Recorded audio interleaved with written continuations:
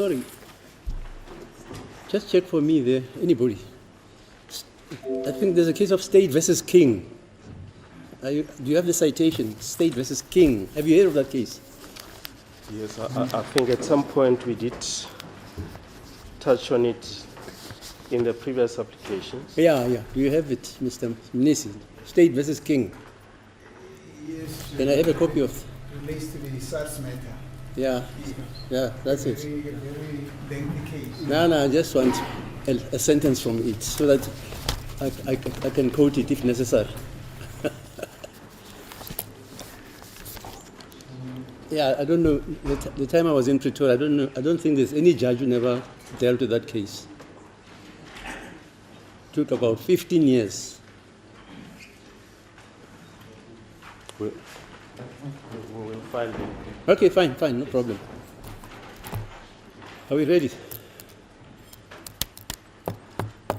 Yes, Mr. Mcholo. Yeah. Okay, Mshololo. I've been contacted by Mr. Mgomezu to stand in for him. Okay. He might come before or during the proceeding. He's engaged in another court matter. Okay. Mr. Ramsapedi, you're laughing. Yes, ma'am. But have you told accused number 1 that you are standing in for you? Yes, I spoke. Okay, fine. Yes, ma'am. Thank you, my lord. My lord, yesterday we paused at paragraph 1.7 of the heads of the state, wherein I wanted to check the record for the period of the 1st of August 2023, page 11.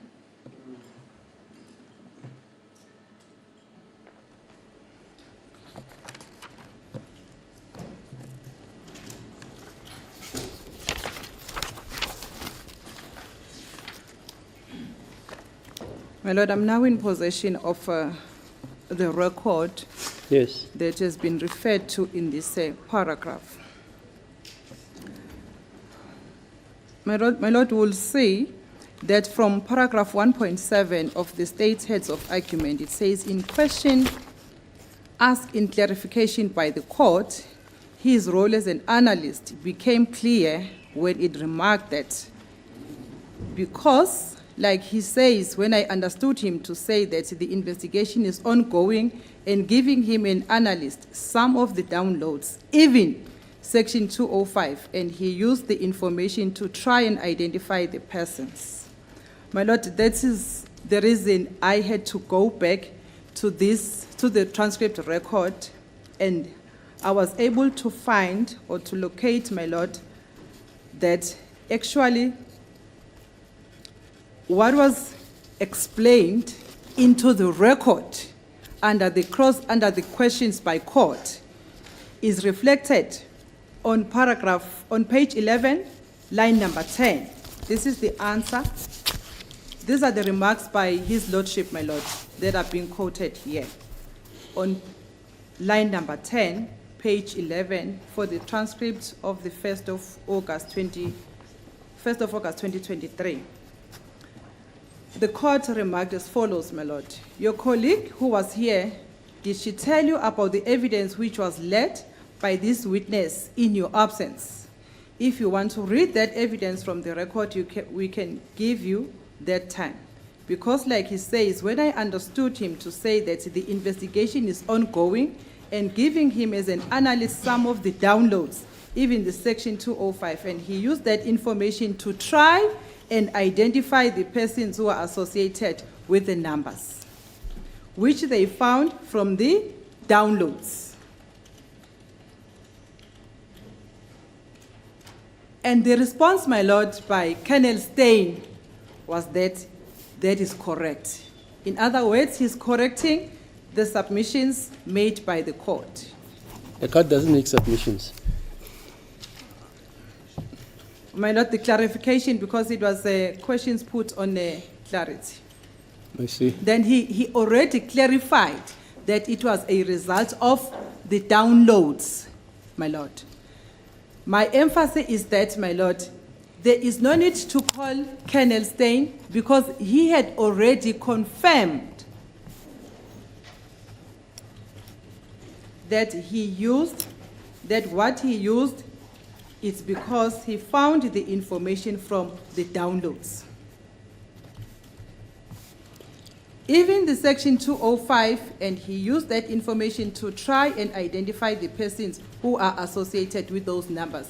He has explained himself, my lord, to say he used both. But what he didn't say is that he used a program called Excel, which Mrs.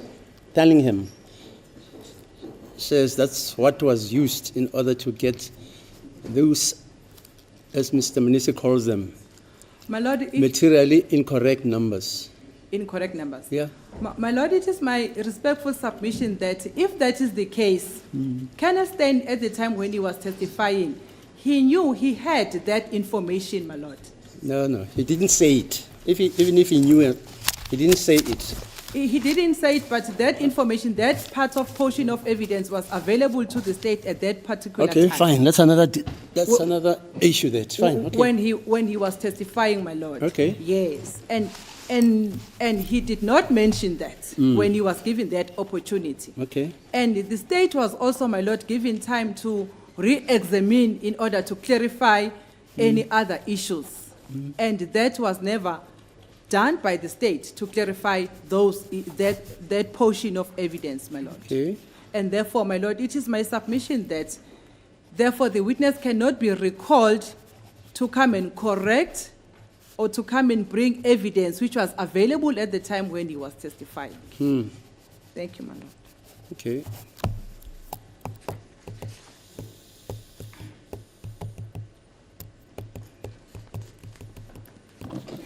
And then I'll move on, my lord, to paragraph 1.8. And then we'll go to the same transcript of the 1st of August 2023, page 6. The state says, my lord, or submits as follows in paragraph 1.8. It is respectfully submitted that the state ought to be allowed to recall Colonel Steyn to clarify the issues of the two calls, to clarify whether the source of information of the two calls is cell phone downloads or section 205. I have already referred the court to this clarity which had already been given by Colonel Steyn, and the information that appears on pages 26 and 27 of his affidavit. My lord, if we go on page 6,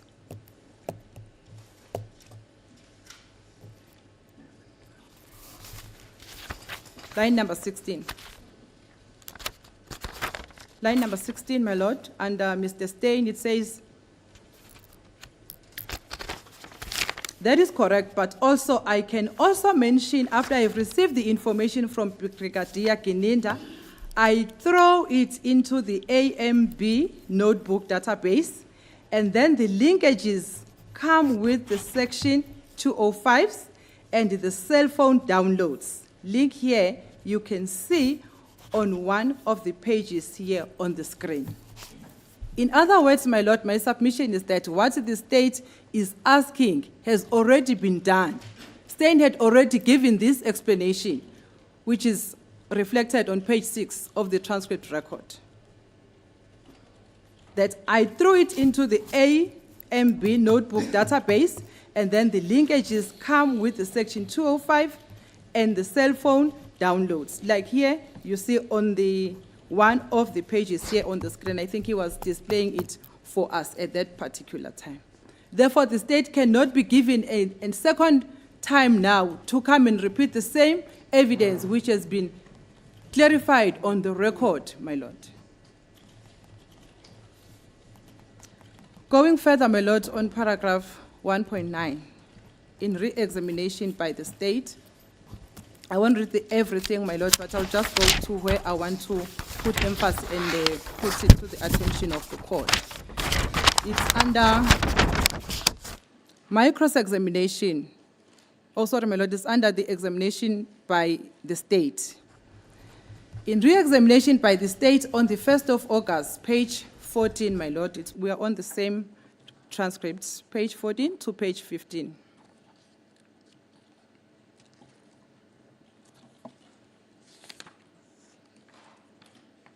This was examination by the state. It's on line number 6. By Mr. Baloyi.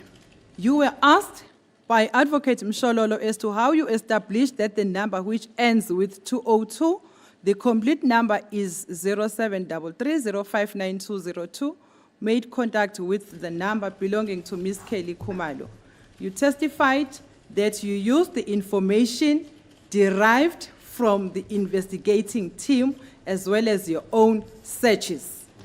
It's coming from the words of the state that you have testified that you used information derived from the investigating team as well as your own searches.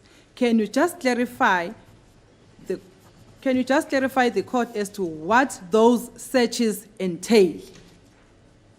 In other words, my lord, the witness, Kenneth Stein, had already been referred to by the state in respect of the true transactions that we are dealing with, and Kenneth Stein had already responded, my lord. Mr. Stein responded and said, I took the SAPS, I mean section 205. I can show that to the court. This is the way we receive it from the service provider. And we throw all this information in a central database. This is the response, my lord, from Kenneth Stein. And then on my AMB notebook program, I can go for a search, then I put it in the number which I received from the investigation team. I can put it in any number, then the program will pick up the number and point it out to me. That's the explanation which has been given, already been given by the same witness, my lord, the state intends to give.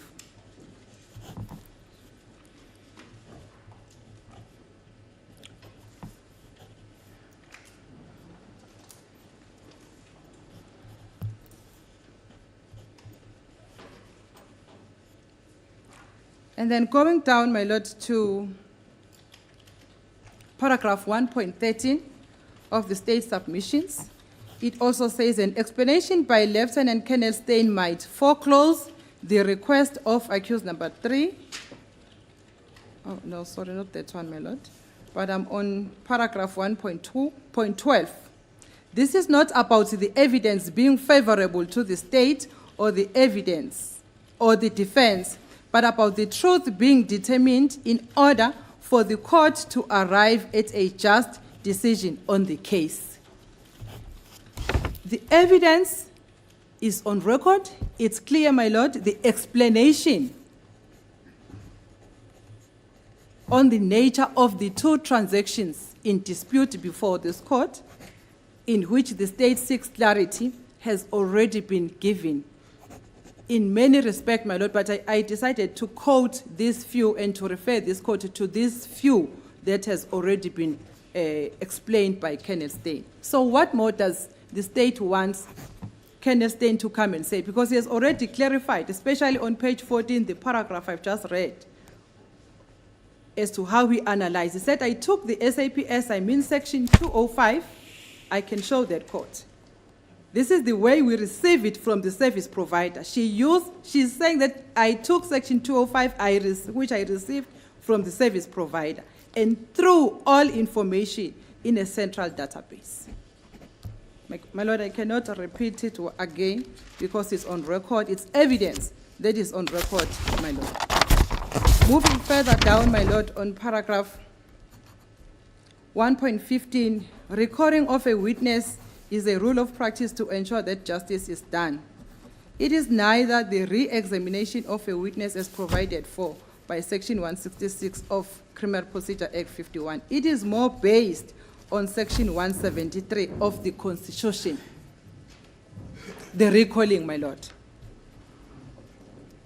And then when I look at the provisions, my lord, of Section 173 of the Constitution, which I will quickly go through it with the leave of the court, my lord. Section 173 refers to inherent powers, and it reads as follows, my Lord. The Constitutional Court, the Supreme Court of Appeal, and the High Court of South Africa each has inherent powers to protect and regulate their own process and to develop the common law taking into account the interest of justice. My submission, my Lord, is that looking at the interest of justice, the interest of justice, my Lord, I submit with due respect, does not allow the recalling of a witness to come and repeat evidence, explanation that has already been testified in court.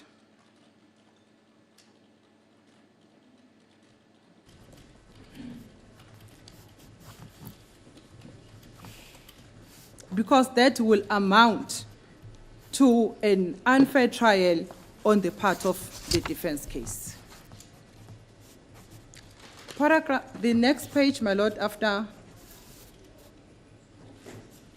page 3, which is page 4, and it says, my Lord, so the interest of justice is a prime consideration in deciding whether a witness should be recalled or not. This power is already vested in Section 167 of the Criminal Procedure Act. I've already addressed on the purpose of section of the provisions of Section 164 yesterday, that it's only invoked at the state of the court, not at the instance of the state. The interest of justice, my Lord, I submit, does not allow the recalling of a witness to come and repeat himself, to come and repeat evidence that is already there on the record. The only reason the state now wants to recall this witness is because of the contradiction which has been raised during the cross-examination of other witnesses. And therefore, my Lord, the interest of justice does not allow the recalling of the witness to come and clarify contradictions which arose during the cross-examination. I submit, my Lord. And further, my Lord, on the same paragraph, if I can just read it complete, which states that the court may at any stage of the criminal proceedings examine any person other than the accused and may recall and re-examine any person already examined at the proceeding, and shall examine or recall and re-examine the person if the evidence appears to the court to be essential to the just decision of the case. The witness cannot be called to come and lead evidence. The evidence that the state intends to lead now is irrelevant, my Lord. I submit with due respect. It's a repetition of the evidence which is already on the record.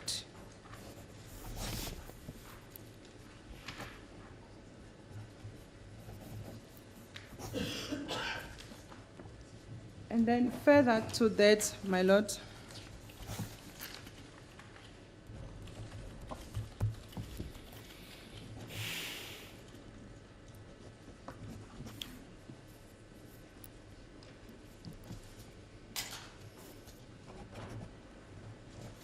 also, I would like to make few submissions, my Lord, in the leading case.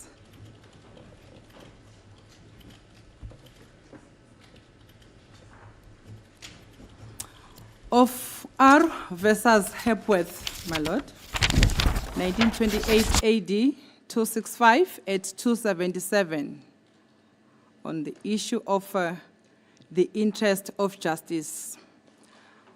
My Lord, I'm referring on paragraph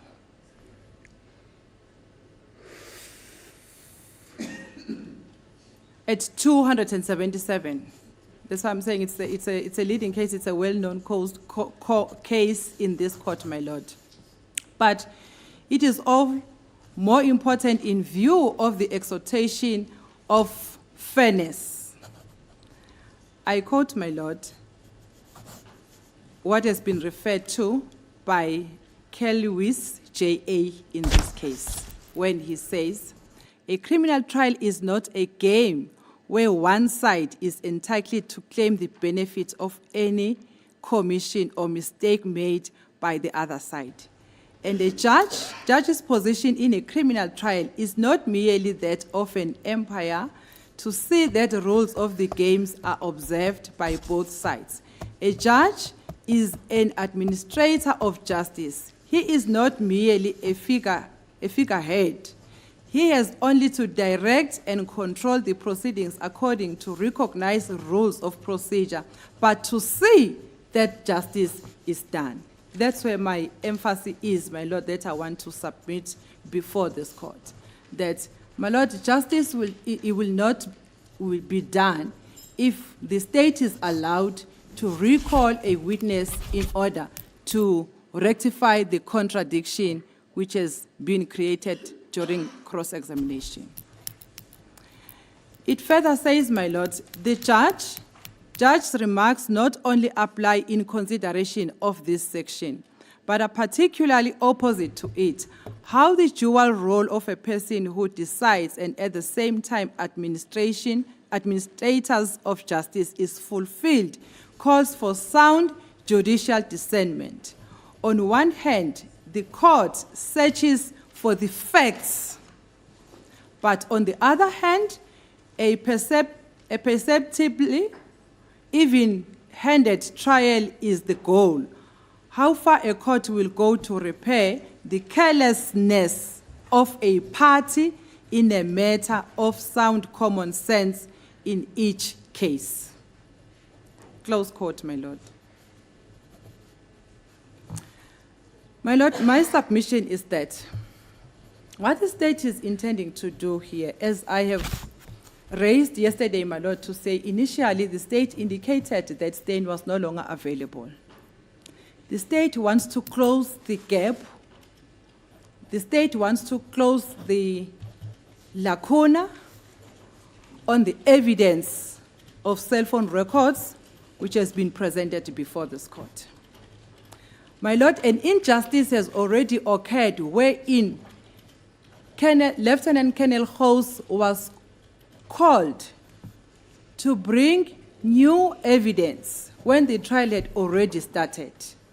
When the state realized that there was more information of which Colonel Steyn was still supposed to bring to this court, the state indicated that Colonel Steyn was no longer available. However, he is now available. It raises doubt, my Lord, whether Colonel Steyn was not available from the beginning.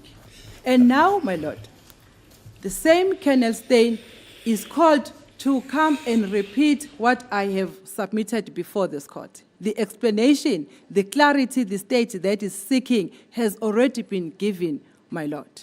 Therefore, it is my submission, therefore, that injustice will not be done if the application by the state is granted on those bases, my Lord.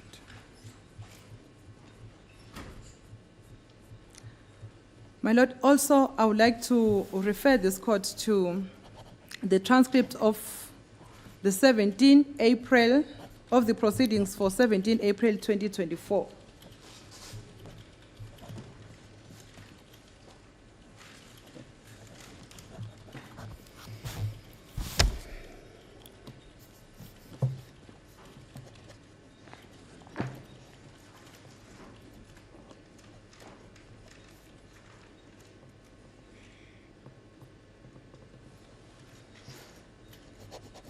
Page 37 and page 38 of this transcript or record, my Lord.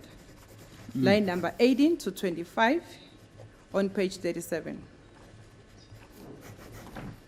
17 April.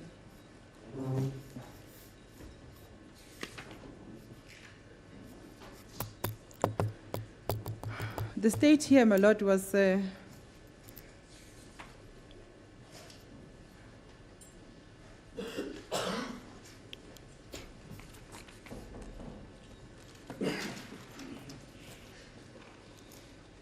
page 37, line number 18, under Mr. Baloyi.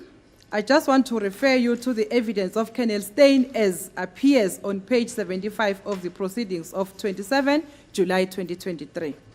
Just to hear what your comment is, my colleague will just show you the relevant page.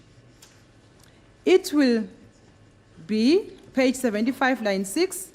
It is the same page 23. Then my next point, during the analyst, I discovered that Ms. Kelly Kumalo, with a number which she gives, she received a call. This is coming from the state, my lord, that she received a call.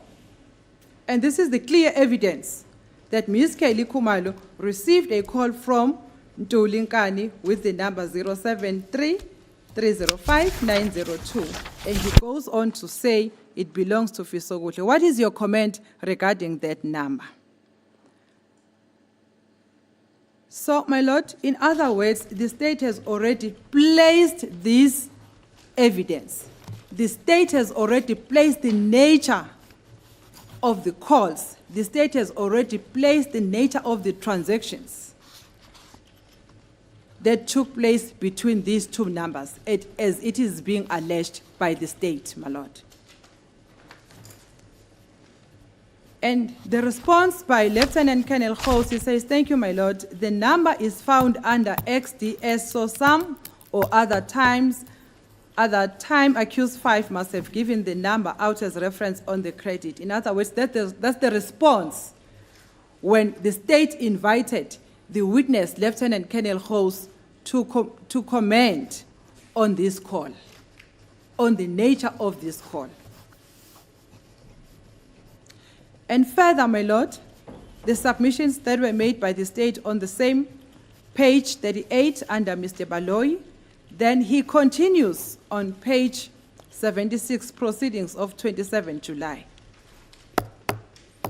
My lord, if he says, then he continues on page 76, proceedings of 27 July 2023, line number 9, he is referring to the evidence of Colonel Steyn, that Colonel Steyn has already testified regarding this. It says that start date of the call was 2 August 2014, and the time was 22:40, and the duration of the call was 110 seconds, close to 2 minutes. She received a call from the other party, 073-305-90002. What is your comment on that?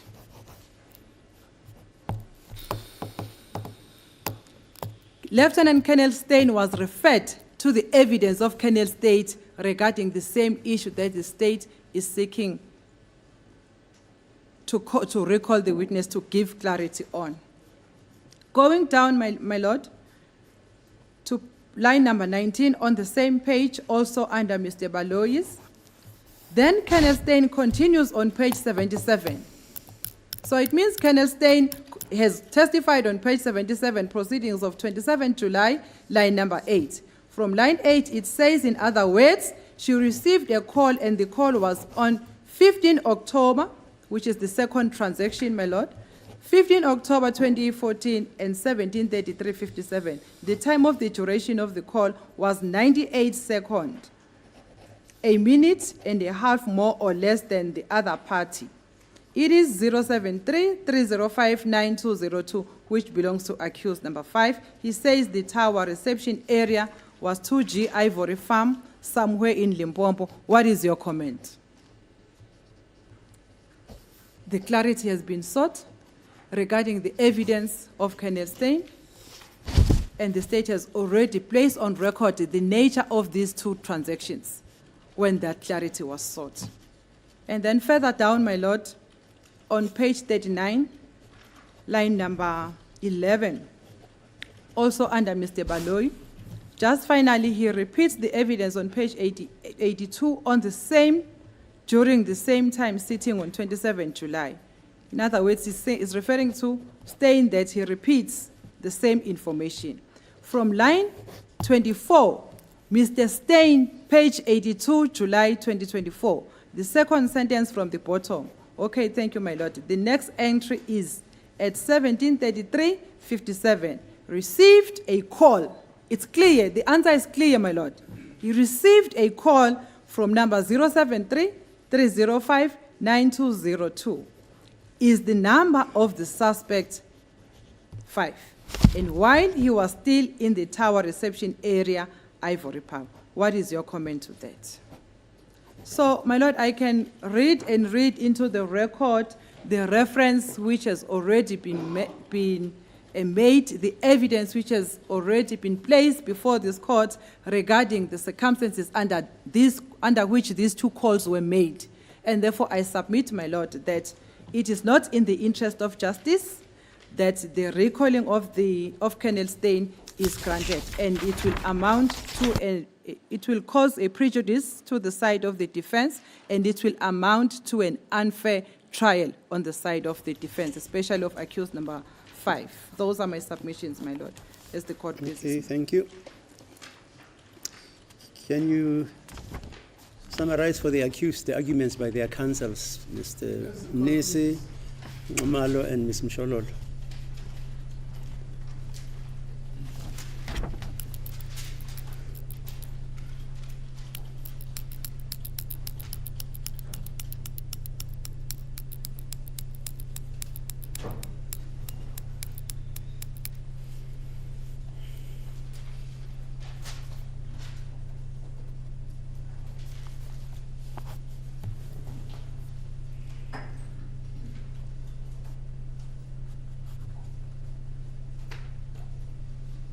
Lana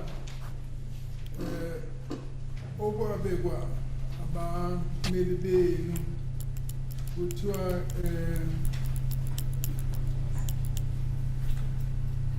izabe zibekwe umshushisi zokuthi-ke kuphinde kubizwe uKenneth Steyn ukuthi eze la enkantolo njengoba umshushisi esefake isicelo sokuthi akeze ukuthi azochaza ukuthi lokhu akubeke enkantolo bekuwukuthini khona okungathi akufani. Kuthiwa-ke lana konke lokho kungabekwa ngaphambi kwenkantolo ngesikhathi sokuthula izimpikiswano nezincomo, kusho ukuthi-ke yilokhu abakubiza ngokuthi ama-argument, ukuthi konke lokho kungakhulunywa ngesikhathi-ke sama-argument, ngoba lana kuthiwa-ke okwehlukayo ukuthi kukhona-ke la kuthiwa khona umsolo wesihlanu efonela inamba egcina ngo-358 okuthiwa ikaKelly Khumalo. Lapho kubonakala khona ukuthi kuthiwa umsolo wesihlanu noKelly Khumalo ibona-ke abo-mastermind noma ibona ababehonqaphambili, futhi nokuthi ibona abaletha laba abanye kuleli cala. Kwakuthiwa kupage 74 kwe-affidavit ka-Lieutenant Kenneth Steyn kuthiwa lapha inamba le kamsolwa wesihlanu yafonela uKelly Khumalo, kanti okunye kubonakala sengathi cha inamba ka-Arthur Mafokate eyafonela uKelly Khumalo futhi akuyena umsolwa wesihlanu.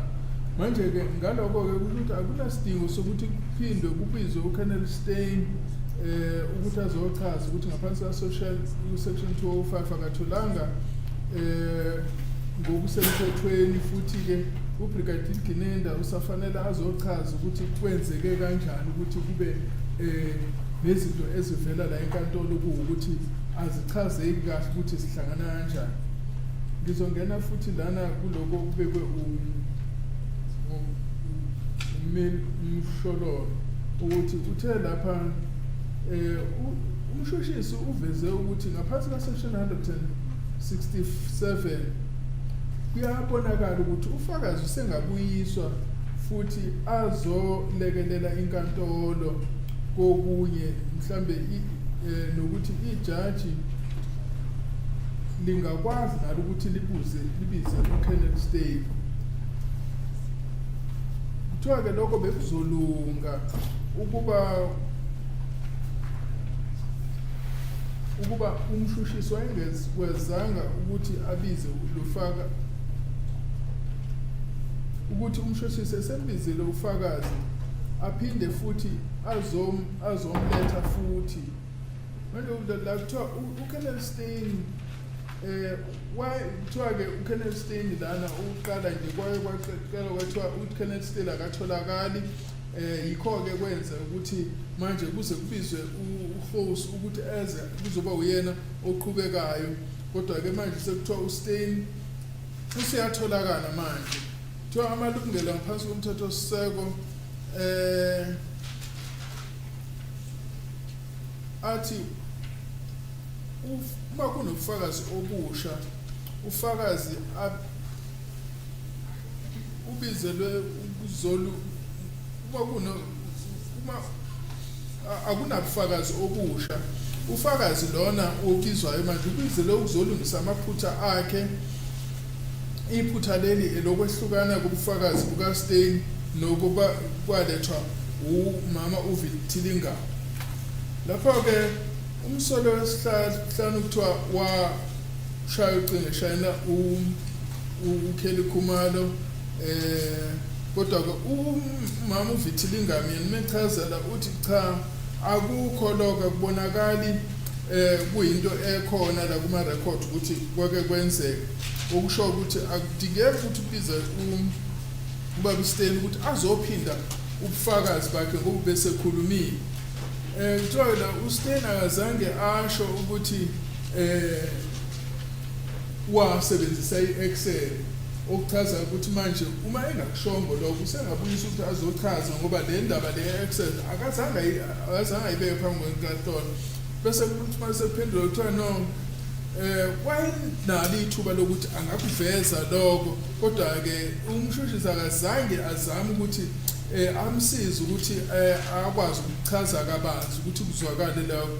Manje kusho ukuthi angeke alethwe futhi ukuthi azokhuluma into asayishilo, ngoba kuthiwa yena wathatha bonke yonke-ke le information ayithola le kwa-Vodacom wayifaka kule ncwadi yakhe kuthiwa i-AMB notebook, i-program le kuthiwa-ke and yase-ke ikhipha, and wathi-ke angafaka nanoma iyiphi inamba khona lapho, mifaka leyo namba lapho iyakwazi ukuthi ikhiphe lokhu abadinga ukuzwisisa ngaleyo namba. Manje kuthiwa ubaba uStein konke lokho besekuchazile, and futhi-ke akudingeki ukuthi angaphinde abuye futhi ngoba lobufakazi bonke lokho sebuqoshiwe, and futhi-ke lolwazi abaludingayo selukhona luqoshiwe phansi. Ukubizwa futhi kukafakazi kuzobe kungasizi lutho. Bese-ke kuthiwa-ke indaba ka-section 173 iqomeke ukuthi ekutheni akusho ukuthi ufakazi kufanele ukuthi aphinde azosho lokho asekushilo. Injongo yobulungiswa ukuthi ayivumi ukuthi ufakazi azophinda, kodwa ufanele eze uma ukuthi khona okusha.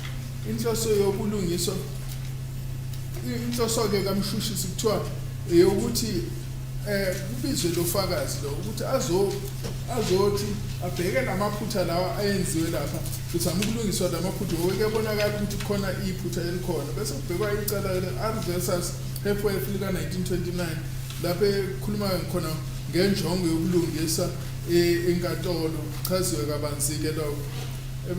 Bese-ke kuthiwa uKelly Khumalo khona i-call ayithola eyayivela kungathi kuthiwa uNtuli, kodwa-ke kuthiwa lokho kufakazi sebabekwe enkantolo. Manje incazelo engalethwa eyacelwa siyatholakala, kuyona incazelo futhi ezoba incazelo entsha usechazile ufakazi, okusho ukuthi akusadingeki ukuthi aphinde alethwe enkantolo ukuthi azophinde achaze lokho asekuchazile. As a court, please. Thank you. Yes, any re-examination, if any? Mr. As the court pleases, my lord, the state just wishes to respond to one or two issues raised by my learned friends. My lord, all that my colleagues did was to take the state heads and then to criticize them. However, at the heart of the criticism of the state's argument, there's this golden thread, my lord, that they categorize the evidence of Ms. Fathillingham and Colonel Steyn regarding the two calls, as they put it, my lord, as a contradiction.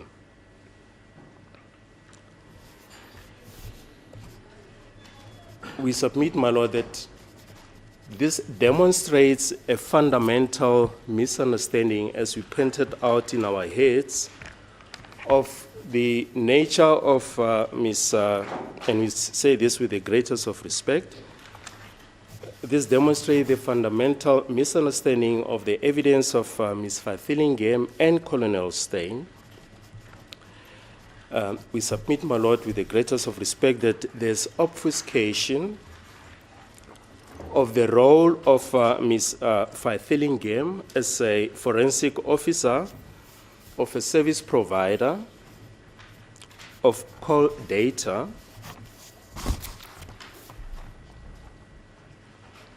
with the role of Lieutenant Colonel Steyn as an analyst. An analyst of an instrument, a cell phone,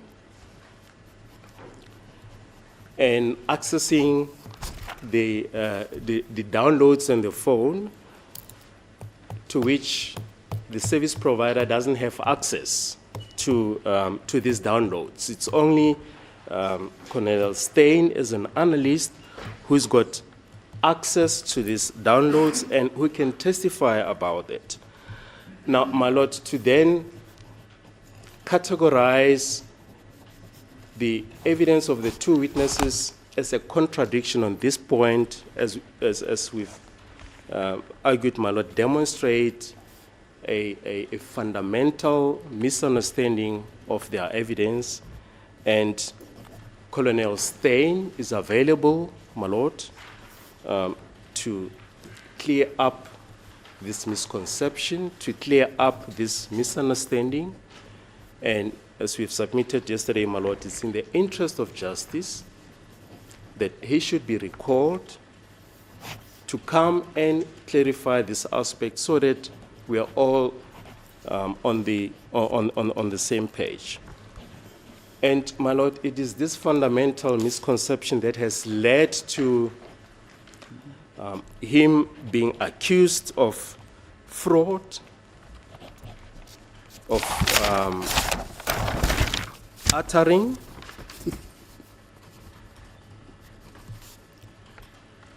and it is this fundamental misconception, my lord, that has led to this personal attack on Colonel Steyn. And the state views this attack in a serious light, so much so that we had to drag him out of retirement, mindful of what Advocate Mshololo said. He's retired, my lord, but the allegations that have been leveled against him are so serious that they cannot be left unchallenged. And even if he's in retirement with all the old age ailments, we had to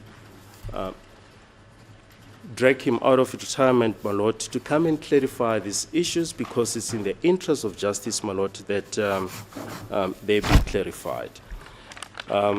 We've been criticized, especially by Advocate Mnisi, that we should have dealt with these contradictions. But as we've just indicated, my lord, that viewed in the proper context, these are not contradictions. Each is testifying about the information that is applicable in their area of expertise. Lieutenant Colonel Steyn concluded his evidence on the 1st of August 2023, and Advocate Nisi was referring to Exhibit JJ1, the statement of Ms. Fathillingham, which clearly states that it was deposed to on the 16th of May 2024. So this, the evidence of Ms. Fathillingham came much later after the conclusion of the evidence of Colonel Steyn on the 1st of August 2023. Mr. Ngumalo argued that these are issues that can be addressed in argument, but we submit, my lord, that if there's such a fundamental misunderstanding of the evidence of the two witnesses, this is the issue that cannot be addressed during argument. We therefore submit, my lord, that the application ought to be granted. Advocate Mshololo argued that the state is asking the court to invoke Section 167. On the contrary, my lord, we have stated clearly in the heads that this is a rule of practice. We have, in the meantime, found that the case that the court was referring to of David King,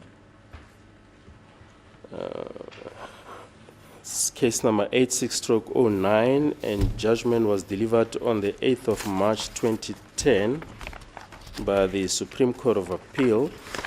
And what the court said in this judgment is already contained in the heads of the state. On page 4, paragraph 5, the court said the following: there is no such thing as perfect justice, a system where an accused person should be shown every scintilla of information that might be useful to his defense, and discovery in criminal cases must always be a compromise.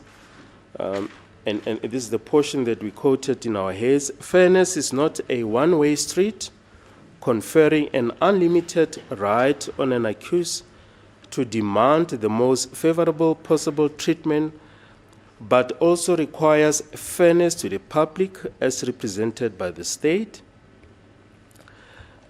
This does not mean that the accused's right should be subordinated to the public interest in the protection and suppression of crime. However, the purpose of the fair trial provision is not to make it impracticable to conduct a prosecution. The fair trial right does not mean a predilection for technical niceties and ingenious legal stratagems. We submit, my lord, with the greatest of respect that this is an instance where the interest of justice trumps any other consideration. When Advocate Mshololo referred to the fact that the state is invoking, or is asking the court to invoke Section 167, we merely quoted Section 167 to indicate, my lord, that the application of the state is not an unusual occurrence. There's already provision for such a procedure in our law. We therefore, my lord, request that the application be granted. Yeah, that's for my education, if there is a lack of it. Can legal representatives, meaning the state, can the state and also the defense invoke Section 167 or 186 and persuade the court, or extol that persuasion to the court to say, the court is entitled or can invoke Section 167 or 186, not out of its own mero moto. Are you with me?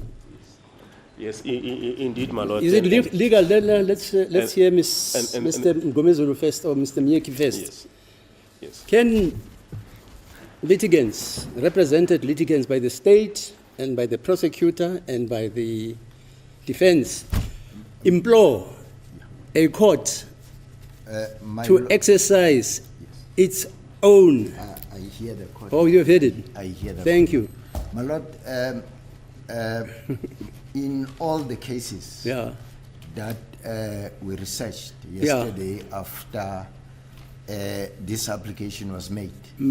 Actually, they indicate that it is actually the court that can invoke that section to recall a witness that has not, to clarify any evidence or to clarify any issue that has arisen during the... Yeah, I've heard you, but you see, you're investing the logic. Yes, I know it is, the Act says I can do it. yes. 167 Yeah, but- and 186. But can you, because you feel your client is being shortchanged. In terms And then of this the, judge is so stupid, he doesn't see this point. in And you terms make of an the- application that, Judge, invoke section 167. in terms That's of what I'm the- asking. In terms of the case law that is available, my lord, Yes. that is unknown. It has Unknown, not- yeah, okay. I have not come across case law that actually shows that the state or the defense can actually recall the witness to close the lacuna in the case. Okay, Mr. Mnisi, sorry, Ramsepidi, you agree with your colleague? As the court pleases, my lord. My lord, stricto sensu, it Okay. says, in the strictest terms of the Act, it says the court may recall a witness for clarification purposes, my lord. However, in answering the court's question, in the Shabir Sheikh matter, it was the defense that recalled a witness for clarification, my lord. Okay, fine, no, I'm aware of the case. Mr. Mnisi, educate me. By convention, my lord, I think there is no impediment from one of the litigants to request the court, and the court can then use his discretion. That's it. Happens every day, no? You're right. Yeah. Let's hear, unless Mr. Ngomalu and Mr. Mshololo say you are wrong. No, I'm not saying it's wrong. No, okay, fine, what do you say? The court can use its own discretion on the application. No, but you're not listening to Mr. Mnisi. Tell him what you said, Mr. Mted, tell him what you said. Repeat what you said. I don't think he understood you. I understand. Mr. Ngomalu, Mr. Mnisi, yeah. Just repeat what you said before, just before now. By convention, that's the... No. Once you have said it, he'll understand it. He didn't catch you. I've said, my lord, by convention, there is no impediment on the part of the litigants to request the court or to make an application or to ask for an indulgence from the court to record a particular witness. And then the court in those instances can then exercise their own discretion. Okay, fine. Mr. Ngomalu, I'll fall in the same trap, my lord. you follow? I agree with my colleague. Okay, all right. Yes, I agree with my colleague fully. Ms. Mshololo? My lord, both these provisions, they are very clear. Deba? They are very clear Okay. to say the court may. It doesn't say any party during the proceedings. No, you've missed the ball again. Yes, my lord. The court, the duty rests with the court. Yes, my lord. Now, the incantation by the defense, when they realize that they want the court to exercise its discretion in terms of 167 and 186, can they argue and persuade the court to utilize that discretion which rests on the court? That's the question. My lord, can I make my submission? Yes. Okay. My lord, my first submission is that the section is clear. 167 says the court may. 186 says the court may. That's my submission, my lord. We're fine. These two provisions says the court may. It doesn't say any party. However, my lord, if it is at the instance of any of the parties, either between the state or by the defense, the court must use its discretion. Okay, fine. Yes, those are my submissions, my lord. Okay, thank you. No, Yes, the Miss- Act, it's very clear to say the court, not by any party. Okay, Mr. Thank you, Mr. Baloi, any new wisdom?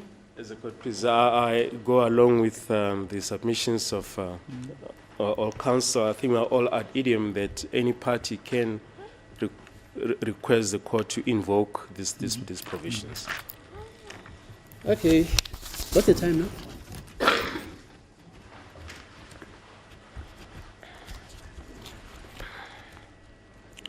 It's 11:05. Yeah, okay, let's come at 11:30. Eh? 11:30.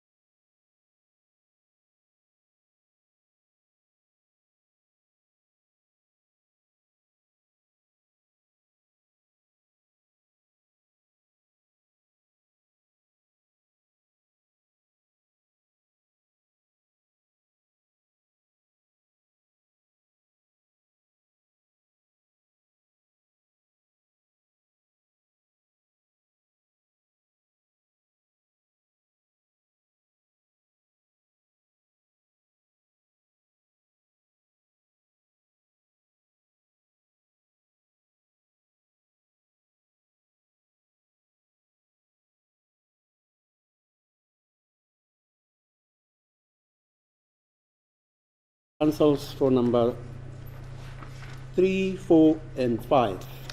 Lesi sicelo siyaphikiswa abameli bukaMsolwa wesithathu, wesine nowesihlanu. The gravamen of the application by the state is that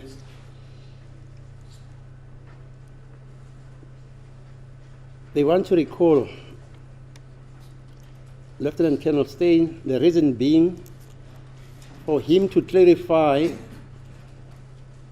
only 2 aspects that appear on page 23, 26, and 27 of his affidavit. Kuthiwa ke isizathu ke esokuthi ufakazi lona uyacela ukuthi abuyiswe ukuze azochaza okubili kwalokhu akubhale ku-affidavit yakhe.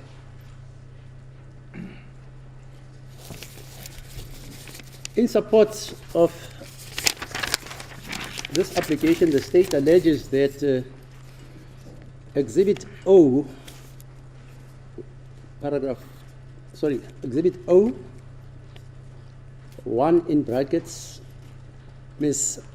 Withelingham's affidavit dated the 16th of May, 2024, which is Exhibit JJ1, she sets out the transactions for 2 telephone calls, namely one made on the 2nd of August 2014 and one made also on the 15th of October 2014 between Ms. Kumalo's number, and these calls were received by, allegedly, or made by accused number 5, and further that Lieutenant Steyn locates the 2 calls at the time as the same as those which are reflected in section 205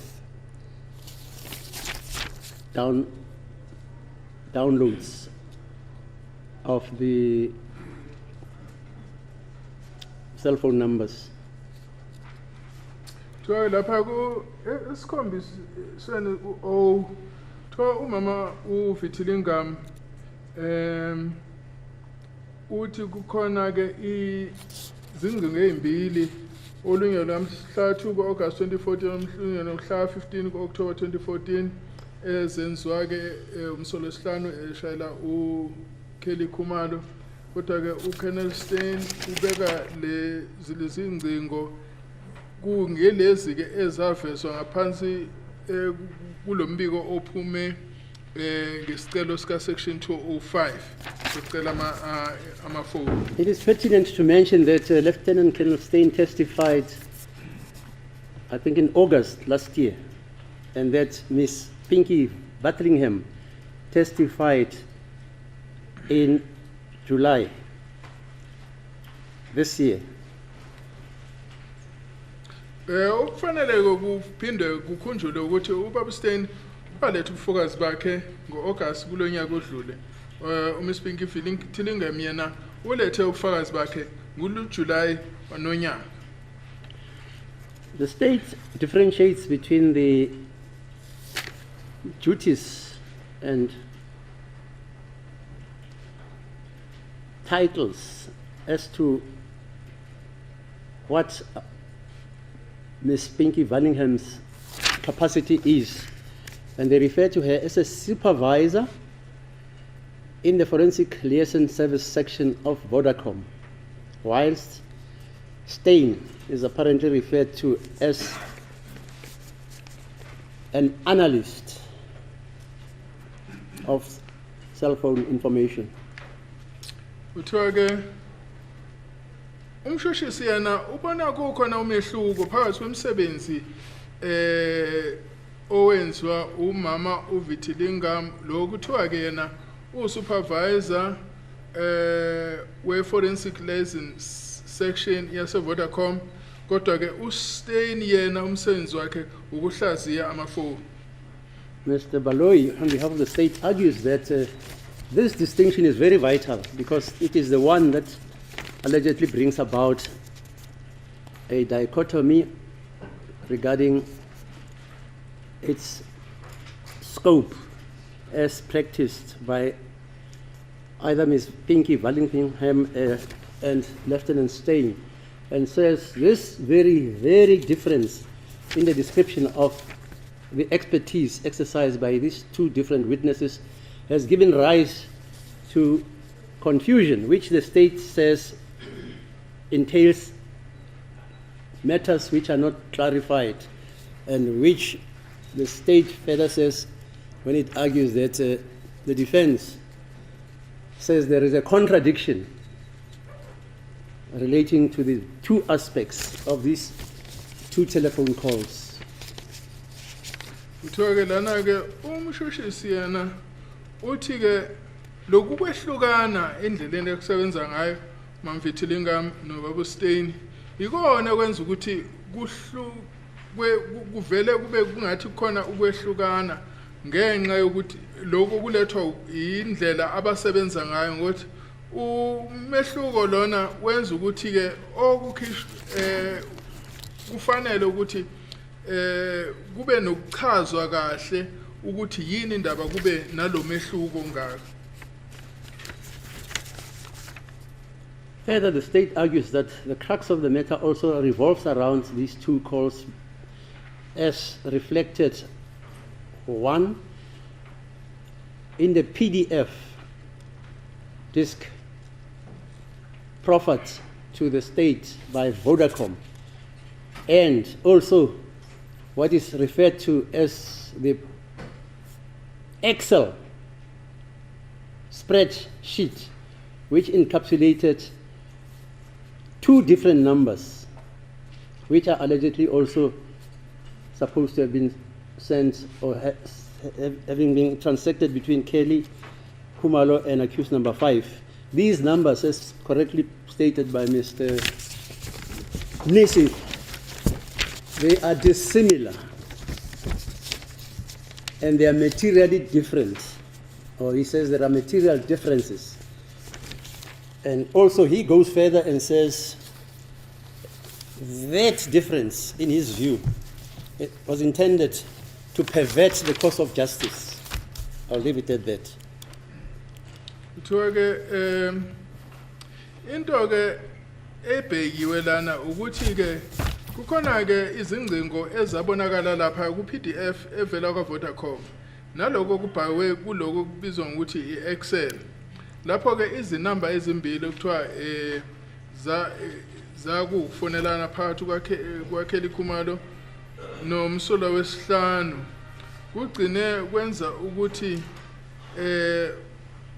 kube nokwehlukana okwenza ukuthi ke kube nobunzima ekutheni kwamukele ngoba egcineni kubonakala sengathi kunobukhwabaniso obukhona la. It is correct that Ms. Pinky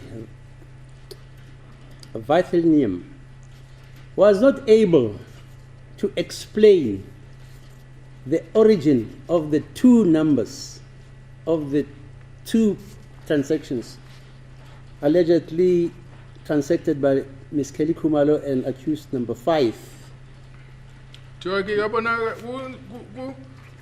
Kuyikona lokuthi ngempela Mamvithilingam akakwazanga impela yacaca ukuthi akakwazanga ukuthi achaze ukuthi yini indaba kuneyinamba ezimbili ekuthiwa zakhuluma noKelly Khumalo zivela kumsolo wesihlanu. And these two numbers allegedly were made at the very same time as alleged by Ms.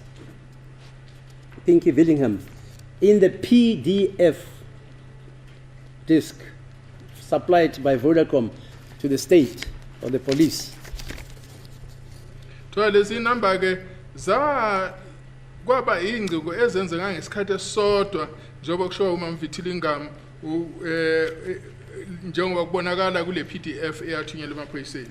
And she says she can only testify on the numbers which are encapsulated in the PDF disk. Uthi ke Ms. Wallingham yena ngakwazi ukuchaza kuphela ukuthi kwenzekani kulezi number ezivela kule lombiko wePDF. But she cannot testify as to the numbers which are encapsulated in the Excel spreadsheet. Jakakwazi ukuchaza lutho mayelana nenamba lezi esivela kule spreadsheet se-Excel. Because those were not supplied by Vodacom. Ngoba ke lezo inamba ke lezo ke akuzona ezalethwa uVodacom. The numbers which were supplied by Vodacom are encapsulated in the PDF disk, not in the Excel spreadsheet. Inamba I don't know how the police or the state went about transposing those numbers onto the Excel spreadsheet. She doesn't know. Two different distinctive application of the two surfaces, the PDF and the Excel system. She knows nothing about that. But in this court, we know that, as Mr. Nisi states, there were two distinct numbers, two sets of distinct numbers relating to the two calls made allegedly to Kelly Kumalo by accused number 2 or vice versa. Joke Vitilingam uthi yana into angayichaza kuphela yiloku okula kulombiko we-PDF akakwazi ukuchaza lutho ngalokho kulapha kulombiko we-Excel ngoba lapha kubonakala ukuthi njengoba kuvelile phambi kwenkantolo kuney'namba ey'mbili ezehlukile ekuthiwa zazishayela inamba kaKelly Khumalo. The state's contention is that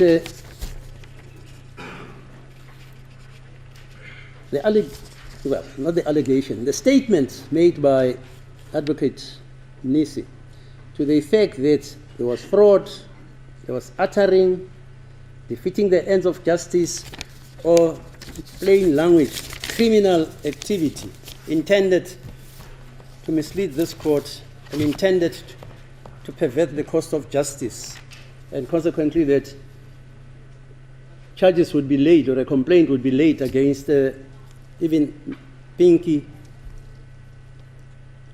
Wilthingham.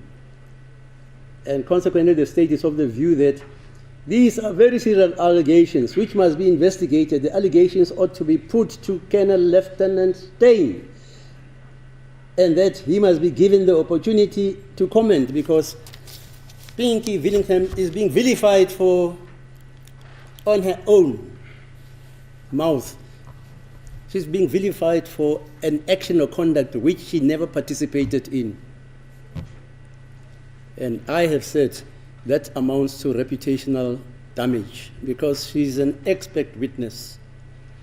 She gives evidence throughout the courts in South Africa. I first recall meeting her about 15 years back or so, or 20 years back in a criminal court. So I agree with the state when they say Steyn must come and account, because Willingham can't be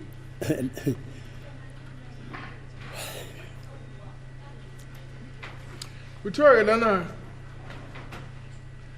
kukhona ke okubekiwe lana ukubekwe ngokuthi ke umshushisi uthi ke manje lezi zinsolo zokuthi kukhona ukukhwabanisa okwenziwayo futhi okunobugebengu lokhu kuthiwa kwenziwe Miss P Vitilingam kuthiwa lokhu kuyindaba esindayo efaneleke ukuthi ke ibhekisiswe, and futhi ke kuyafanele ukuthi uSteyn eze azochaza ngoba lokhu phela kugcina kwehlise isithunzi sika Mama Vitilingam. Manje ke inkantolo yona iyavumelana nomshushisi ukuthi akabuye ubaba uSteyn ukuthi azochaza ukuthi yini inkinga phakathi kwalezi zitatimende. Further, the state's contention is that this application is brought in order for Lieutenant Colonel Steyn to come and clarify the nature of these two calls. Ke lokho uzama ukuthi ubaba uSteyn akeza azochaza ukuthi uhlobo luni lwazilezi ingcingo lezikhulunywa ngazo. that accused number 5 allegedly is said to have made to Ms. Kelly Khumalo, that is, as to whether these calls were made using data or internet, or whether they formed part of incoming or outgoing calls regarding AMA data. Kuthiwa ke lana ke ubaba uSteni ufanele eze azochaza ukuthi lezi ngcingo kuthiwa zenziwa umsolo wesihlanu ziyakukhwela Khumalo zenziwa kusetshenziswana kwakusetshenziswa data noma kwakusetshenziswa i-internet noma ke kwakuyingcingo ezingenayo noma izingcingo eziphumayo yini. And this court is also baffled, I can tell you that, by the evidence given by Colonel Steyn, because this is what he says under cross-examination.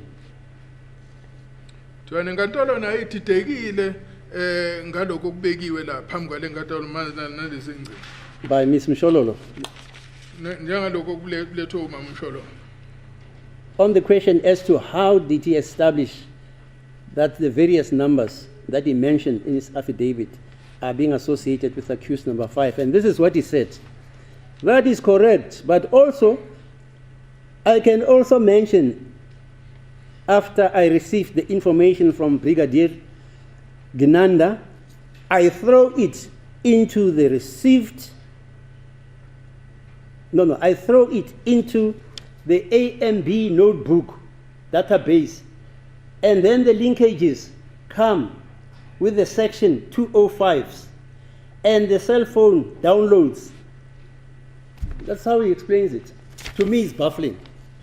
Into esukeke idito ukuthi njengoba ivesileyo no Brigadier Ginanda ukuthi hayi uvela athathe konke lokakuthola lena akufake lapha ku-AMB notebook and yona ke esizochaza ukuthi ukuxhumana kwalezi ngcingo kwenzeka ngaluphi uhlobo. And he never explained how he goes about this.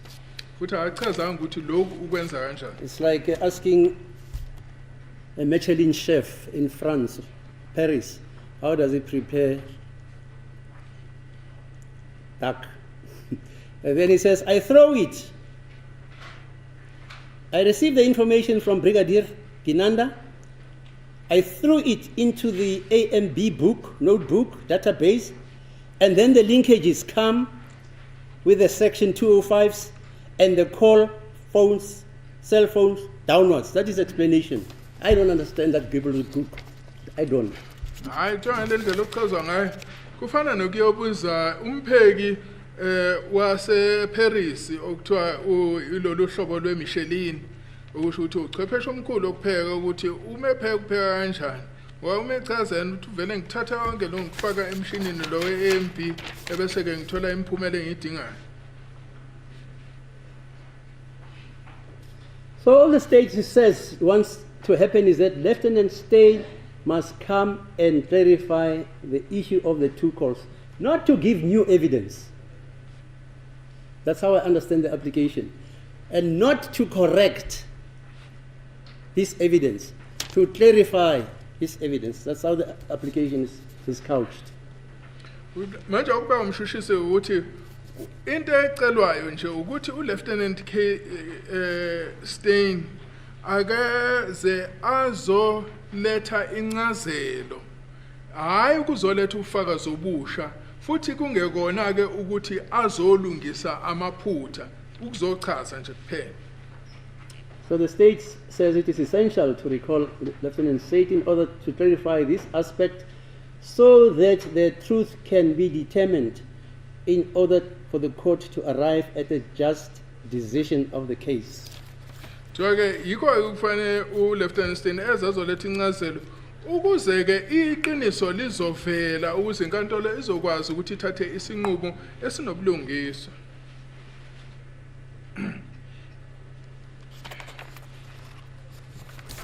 Okay, that is the gist of the application. Kafushane ke isona ke lesi sicelo ekukhulunywa ngaso. Now, Ms. Mchololos and the other counsels, if I'm correct, we try to define what are the duties of this court if it is approached or persuaded by a litigant, either the state or the defense, to say that because the court did not mero moto invoke 167, section 167, which I'll just read, and 186. I did not. I was entertaining an application. Manje ke uma msholola zamile ukuchazela inkantolo ukuthi yini umsebenzi wenkantolo uma kuukuthi abanye babameli abala inkantolo befaka isicelo sinjengalesi. Now, this is what 167 says. The court may examine witnesses or persons in attendance. I'll just read it.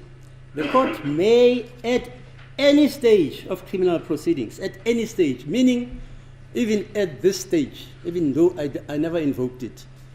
This is what I understand it to mean. The court may, at any stage of criminal proceedings, meaning even during an application, like this one, examine any person other than the accused who has been subpoenaed to attend such proceedings or who is in attendance at such proceedings, and may recall and re-examine any person, including an accused already examined at the proceedings, and the court shall examine or recall and re-examine the person concerned if his evidence appears to the court essential to the just decision of the case. And 186 says this, so that we keep that also in mind. To inkantolo ke ithumi ichaza ukuthi 167 uthini yafunda inkantolo ethi inkantolo ingakwazi ukuthi nanoma ingasiphi isigaba so kuqhubeka kwecala ingakwazi ukuthi ihlole ubufakazi banoma ubani obebiziwe ukuthi azoletha ubufakazi la enkantolo uma ukuthi lo bufakazi bungaletha ubulungiswa ekuqhubekeni kokuqulwa kwecala. Section 186 says the court may subpoena witnesses. The court may, at any stage of criminal proceedings, subpoena or cause to be subpoenaed any person as a witness at such proceedings, and the court shall so subpoena a witness or so cause a witness to be subpoenaed if the evidence of such witness appears to the court essential to the just decision of the court. Jake section 186 yachaza ukuthi inkantolo ingabiza noma ubani ufakazi uma kuukuthi ufakazi balo ufakazi buyadingeka ekutheni inkantolo ifike esinqumweni sobulungiswa. Okay. Sorry.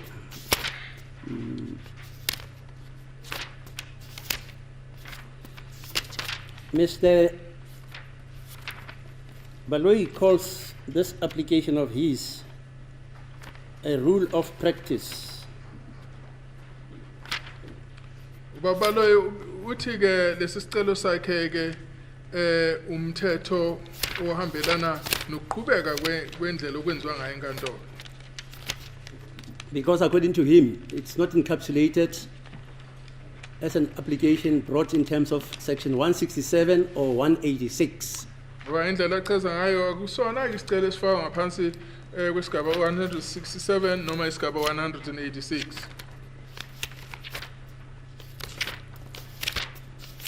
Sorry.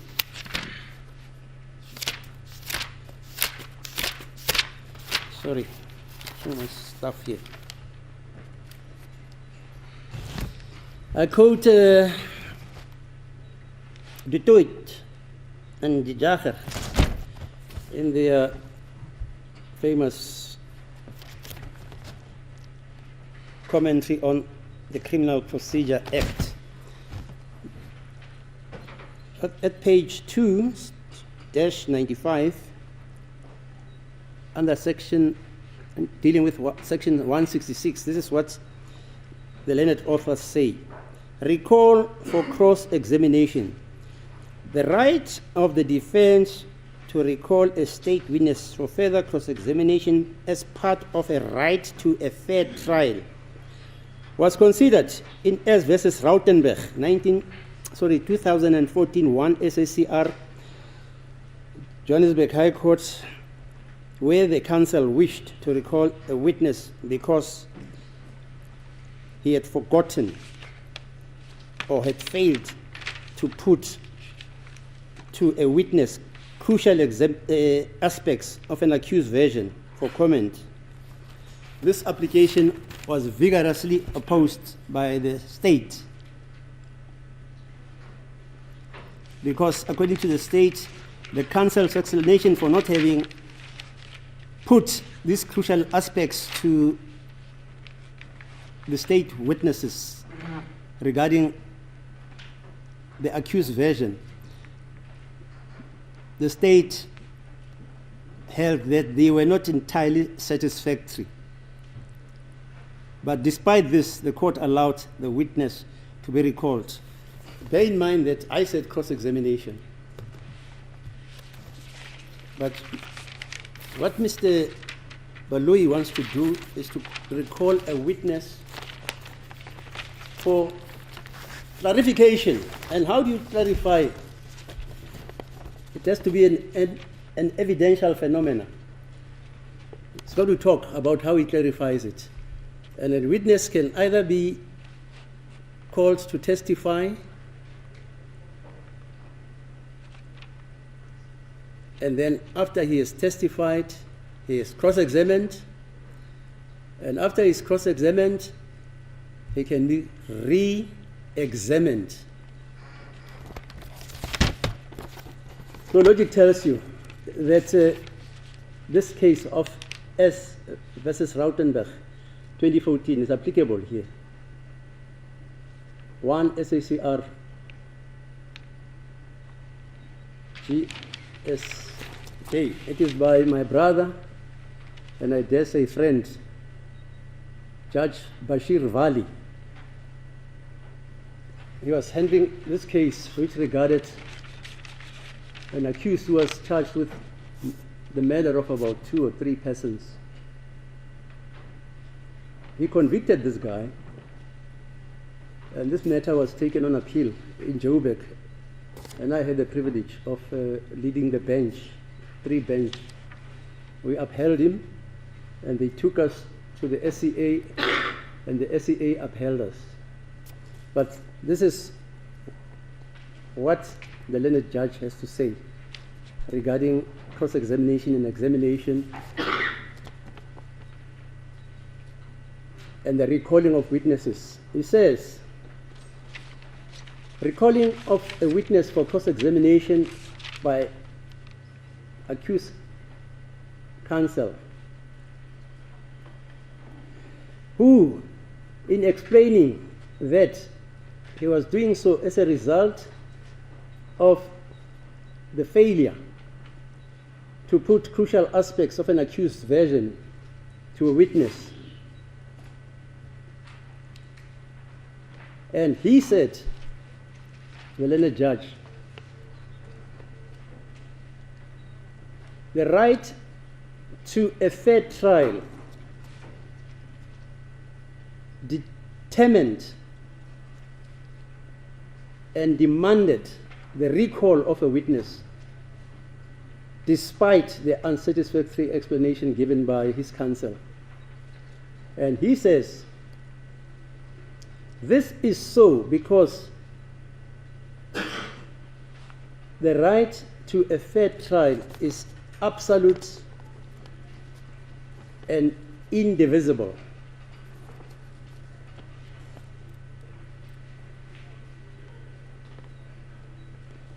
Let me quote him again. The right to recall a witness, that right encapsulates a right to a fair trial, and it is accorded to the accused by Section 35 of the Constitution. And that right is fundamental and absolute. And it is not subject to any qualifications. And the right includes the right to recall witnesses for further cross-examination, and by logic also, it entails the right to recall witnesses for further examination. Hence, despite the fact that the explanation given for wanting to recall the witness was not detailed enough and therefore not entirely satisfactory, the value in the application of this right was to be found in the duty of a court to ensure that the right of an accused to a fair trial is maintained in terms of its enunciation in Section 35 of the Constitution, and that it must be given its practical meaning. Because this right to cross-examination also includes the right to re-examination and to the right to the recalling of a witness if it is in the interests of justice.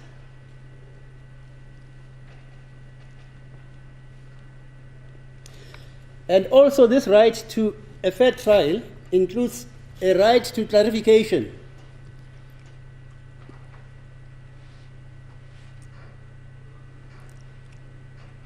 And the right to an explanation with regard to the clarification of evidence. And this right also is encapsulated in the Constitution. I know people tend to talk of the Constitution as if it governs only the right to a fair trial as it pertains to an accused person. No, it also pertains to the state in having called witnesses. It's reciprocal. Section 35 as a right to a fair trial is reciprocal. And it was said also in the case of the National Director of Public Prosecutions versus King, 2010, 3 All South Africa, SA 304 SC. And it was enunciated by Harams. And this is what Harams had to say.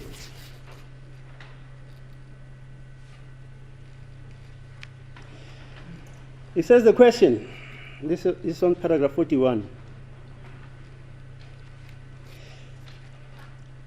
It says, it is well to remind oneself at the outset of a number of basic principles in approaching the matter. The Constitution calls for a generous interpretation in order to give effect to the fundamental rights and freedoms which it creates. The right to a fair trial is by virtue of the introductory words of Section 35(3) of the Bill of Rights, broader than those rights specifically conferred by the fair trial guarantee therein, and embraces a concept of substantive fairness that is not to be equated with what might have passed muster in the past. This does not mean that all existing principles of law have to be jettisoned, nor does it mean that one can attach to the concept of a fair trial any meaning, whatever one wishes to attach the meaning to it. The question remains whether the right asserted is a right that is reasonably required for a fair trial. A general approach is called for. That is the question for the trial judge. And there is no general, not an a priori answer to the question whether a trial will be fair or not. Potential prejudice may be rectified during the course of the trial, and the court may make preliminary rulings depending on how the case unfolds, and may revoke or amend them. Irregularities do not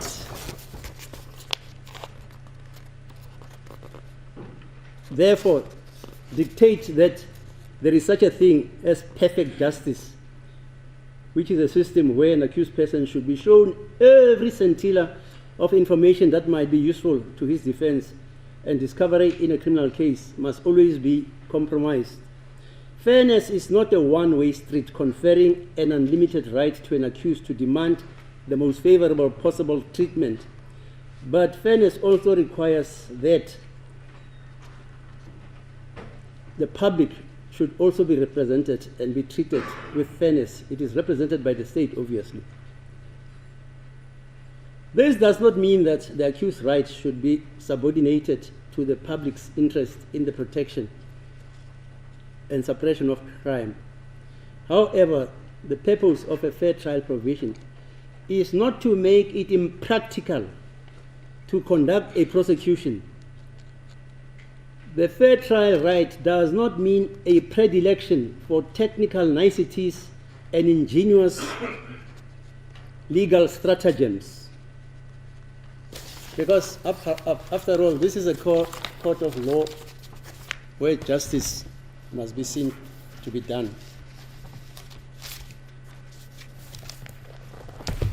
Further,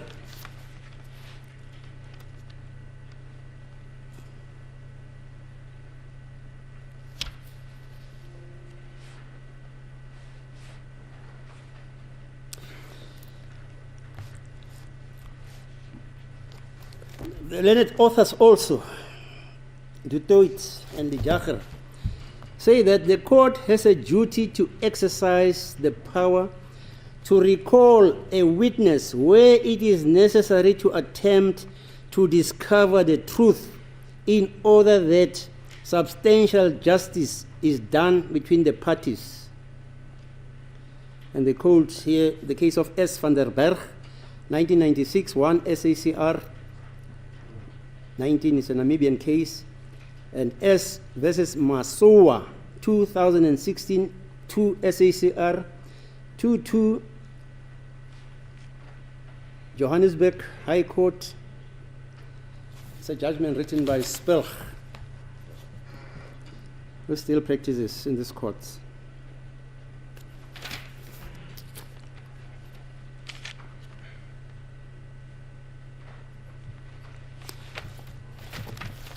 Further,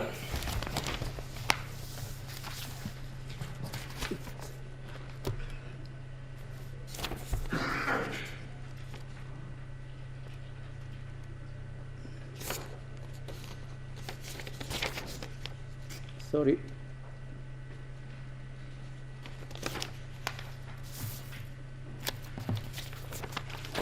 Open that.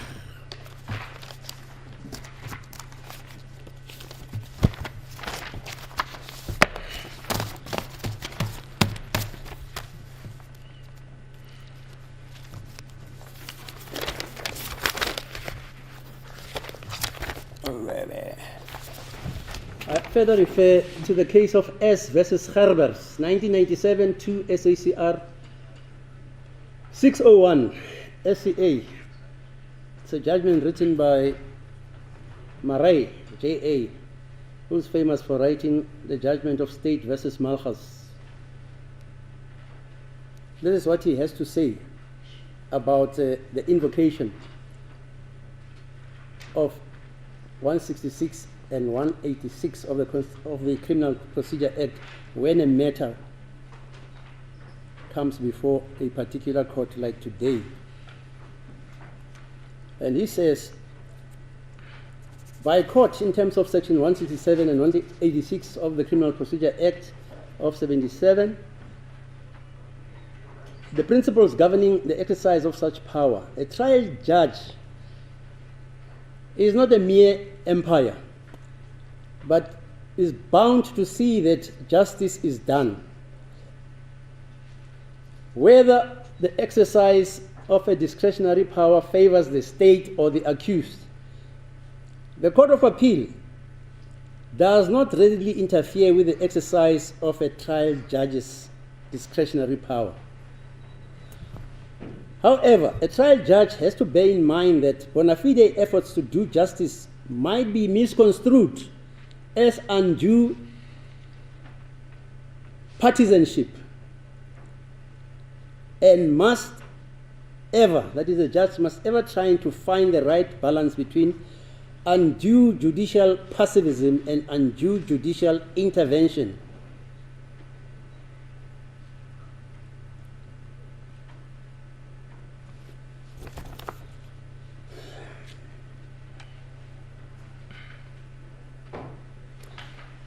The basic principles which govern the discretion of a judge under 167 and 186 of the Criminal Procedure Act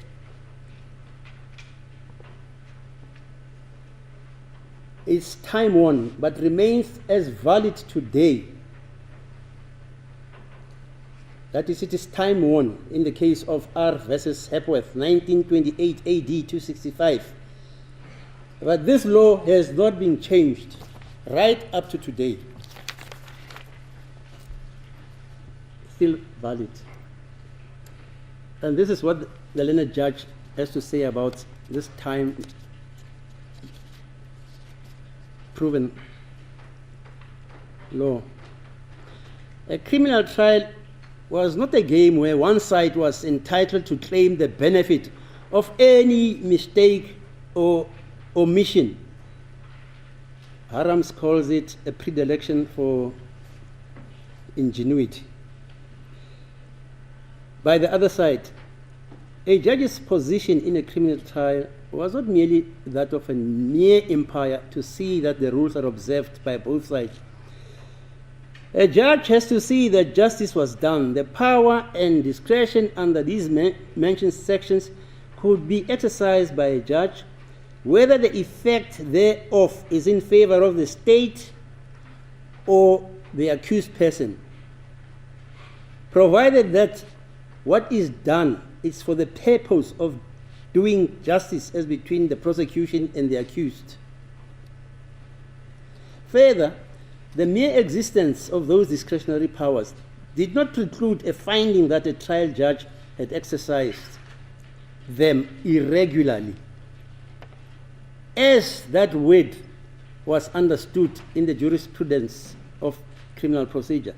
Nor did it follow from mere existence of a positive statutory duty to exercise those powers in circumstances where it appeared essential to the just decision of the case, that a trial judge's conclusion and that the circumstances were indeed such that these discretionary powers would be unassailable by a higher court. But basically what they're saying, once a judge has exercised this discretion, all he has got to do is to exercise a judicial discretion. Whether he's right or wrong, that's another story. That's why they say it would not be unassailable by a higher court, and that no matter what the circumstances might have been, his carrying out of what he perceived to be his duty could never constitute an irregularity. It's not me saying that. You can read this case.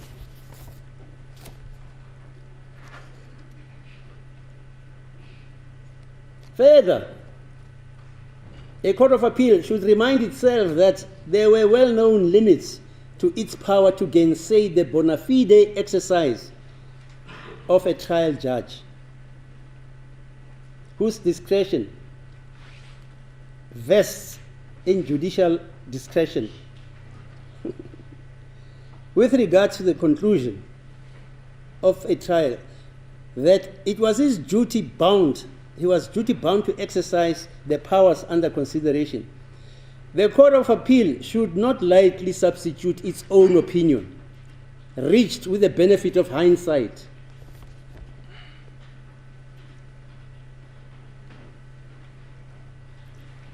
And the learned court also says that there is obviously a potential tension between the need to fulfill the role of a judicial officer, as described in Hepworth's case, and the need to avoid conduct which was irregular and resulted in the failure of justice. Nevertheless, it remains incumbent upon all judicial officers constantly to bear in mind that their bona fide efforts to do justice might be misconstrued by one or other of the parties as undue partisanship, and that, difficult as it might sometimes be to find the right balance between undue judicial pessimism and undue judicial intervention, they have ever to strive to do that.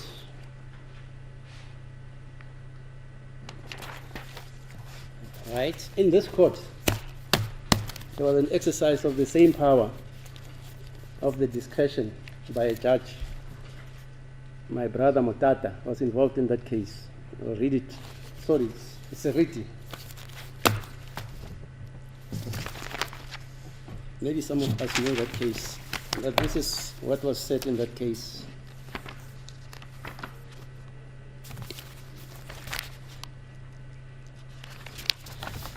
This was a case of the Director of Public Prosecutions, Transvaal versus Eric Pet Mchweni. This is case number 56/06.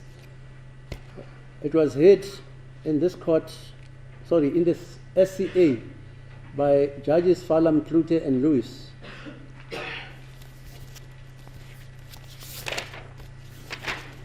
And this case also concerned ballistic evidence.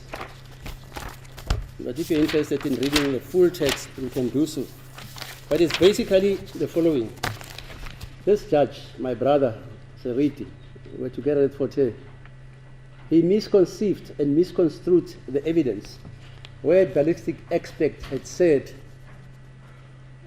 it was indeterminate whether this particular firearm had fired the projectile. When they examined that firearm, it did not have indentations imprinted onto the bullet. So this gentleman said his finding that this firearm was the one which was used to shoot the accused person twice on his face cannot be determined. It's indeterminate. And Judge Seriti wanted to know, the defense of this gentleman is that he was shot in Garangua, not here in Brits on a farm. Okay, there was DNA evidence showing that after he was shot, his blood dripped onto the yard, and the DNA obviously connected him to that. But this is what the judge says. 3 judges. In my view, it is clear from the record that Seriti J. did believe that the evidence of the ballistic expert was essential to the just decision of the case. And he acquitted Mchweni because there was no explanation of the inclusiveness of the finding. And the 3 judges says, he had a duty in view of his belief that it was essential to the just decision of the case himself to call the witness, like I'm called by the state to call this witness. Moreover, it is apparent from the passages of the argument quoted above that Seriti did not understand the import of the ballistic report. I don't understand that evidence of a stain saying he just mixes ANA, etc., and he gets the results. I don't understand it. Same thing with Seriti here. But he did not call for that evidence or explanation. So they say, moreover, it is apparent from the passage of the argument quoted above that the Seriti did not understand the import of the ballistic report. He said as much, as I'm saying as much. All the more so, therefore, that he had an obligation to call the witness in order to understand that evidence. He was obliged in terms of section 186, and thus as a matter of law, to have acted in terms of the section. And this is the summary of the finding. Where the presiding judge at a trial believes,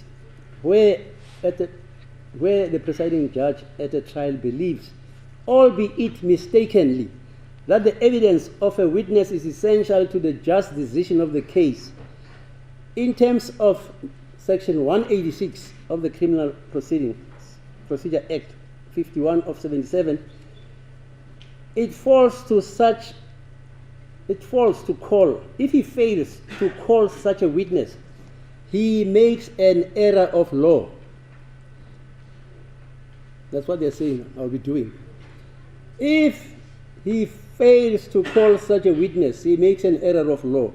If the error is one of which the acquittal of an accused tends, then there is a grave irregularity in the proceedings, and the Court of Appeal is bound to order a retrial on the same charge sheet.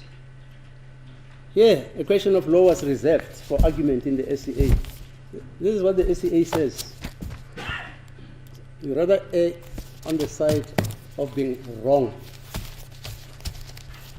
Here's a judge. He was confronted with a similar situation. He said, no, I'm not calling this guy.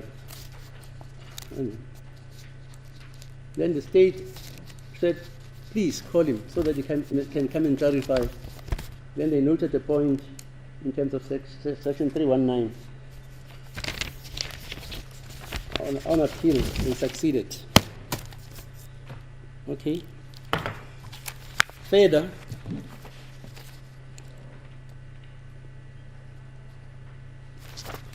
I just want to quote the other case and then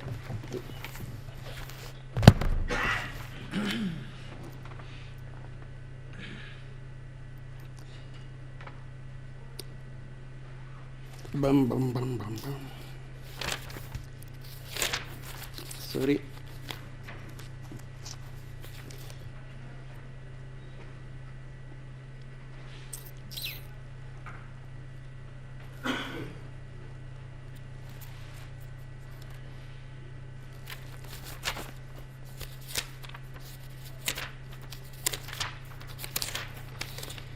Sorry, I just want to sort out this case. Sorry.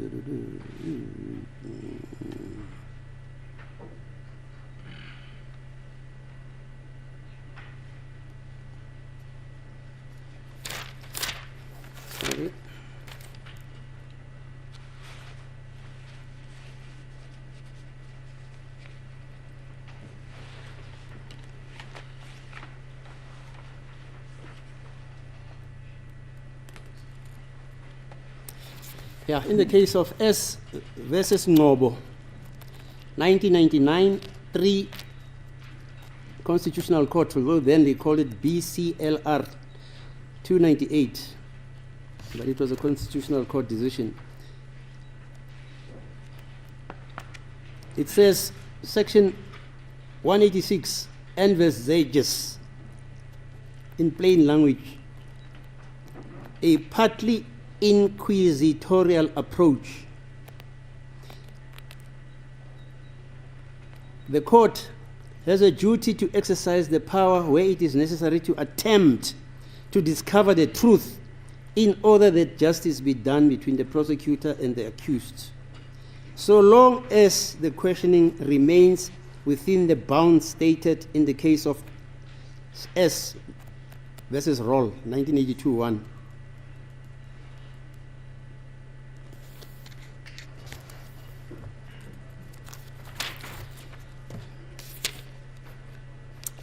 Yeah.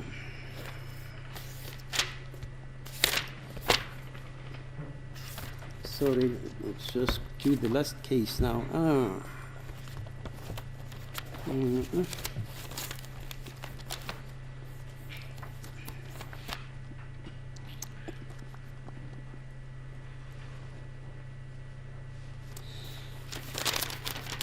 Right, just to adumbrate the point made by R versus Hepworth.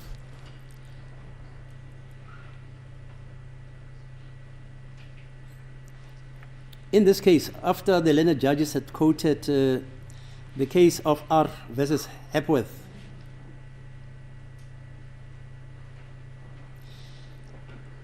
in the case which is unreported of State versus Ngobeni, 2014, it's a it says SCA case, it's unreported, but it is case number 741/13. It was heard on the 2nd of May, 2014. Busielo J.A., who was my article clerk in 1982, in a dissenting judgment, accepted the dictum of Kerr Lewis J.A. in Hepworth and said that it is salutary because it introduces an inquisitorial element to a fundamentally adversarial criminal justice system. And he added that this was, however, intended to avert the possibility of an injustice which might occur should a court remain supine in the face of a need to be proactive and to obtain the necessary evidence. A court had nevertheless to be astute to avoid creating the impression that it has descended into the arena, which was impermissible and should result in this court getting involved in the dust of the conflict between the prosecution and the defense, with the concomitant loss of impartiality an essential prerequisite for a fair trial. Busielo J considered that it was important to remind judicial officers presiding over criminal trials that there are times when justice demands that instead of remaining passive umpires, merely there to ensure that the rules of the game are observed, that they have to be proactive without compromising their impartiality, to call for the relevant evidence, particularly where they are of the view that such evidence is necessary to ensure a just outcome. This was also the opinion of the judge. And he says that is the reason, the trait of section 186.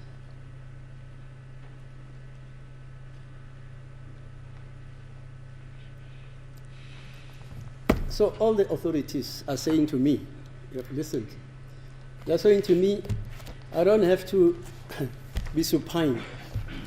I've got to be proactive where I think that justice will fail if I don't make such,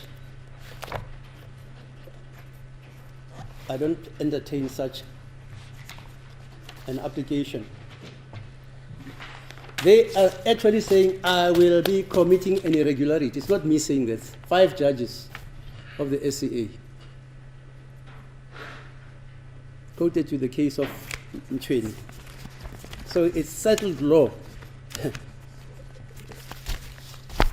that if it is within the reasons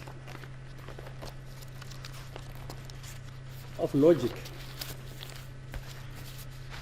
there is an argument between the state and the defense regarding whether evidence has to be corrected or clarified,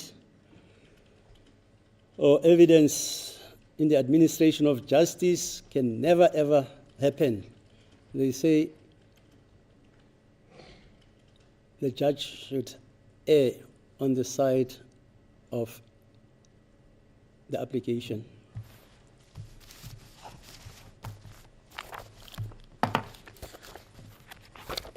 And I've already conceded that I don't understand what Steyn was saying there. Never explained it to this court. I don't understand.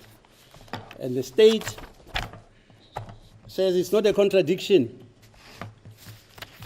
It is a misunderstanding, a misconception. So here we have a misconception, a misunderstanding, a contradiction, and a non-understanding, all from persons in this room. So why not call the person who is causing that very misunderstanding, misconception, to come and explain, and is alive. And there's no prejudice, by the way, none. When he comes here and perjures himself, this court can even charge him with perjury, Steyn. If he comes here and perjures himself, there are criminal consequences. But it doesn't matter which way he comes and testify. For this court, the truth must be told. And there's only one person who can tell the truth about this. It's Steyn himself. He's the analyst, not me, not Mr. Ngumalo or Mr. Baloyi. Consequently, the application is acceded to.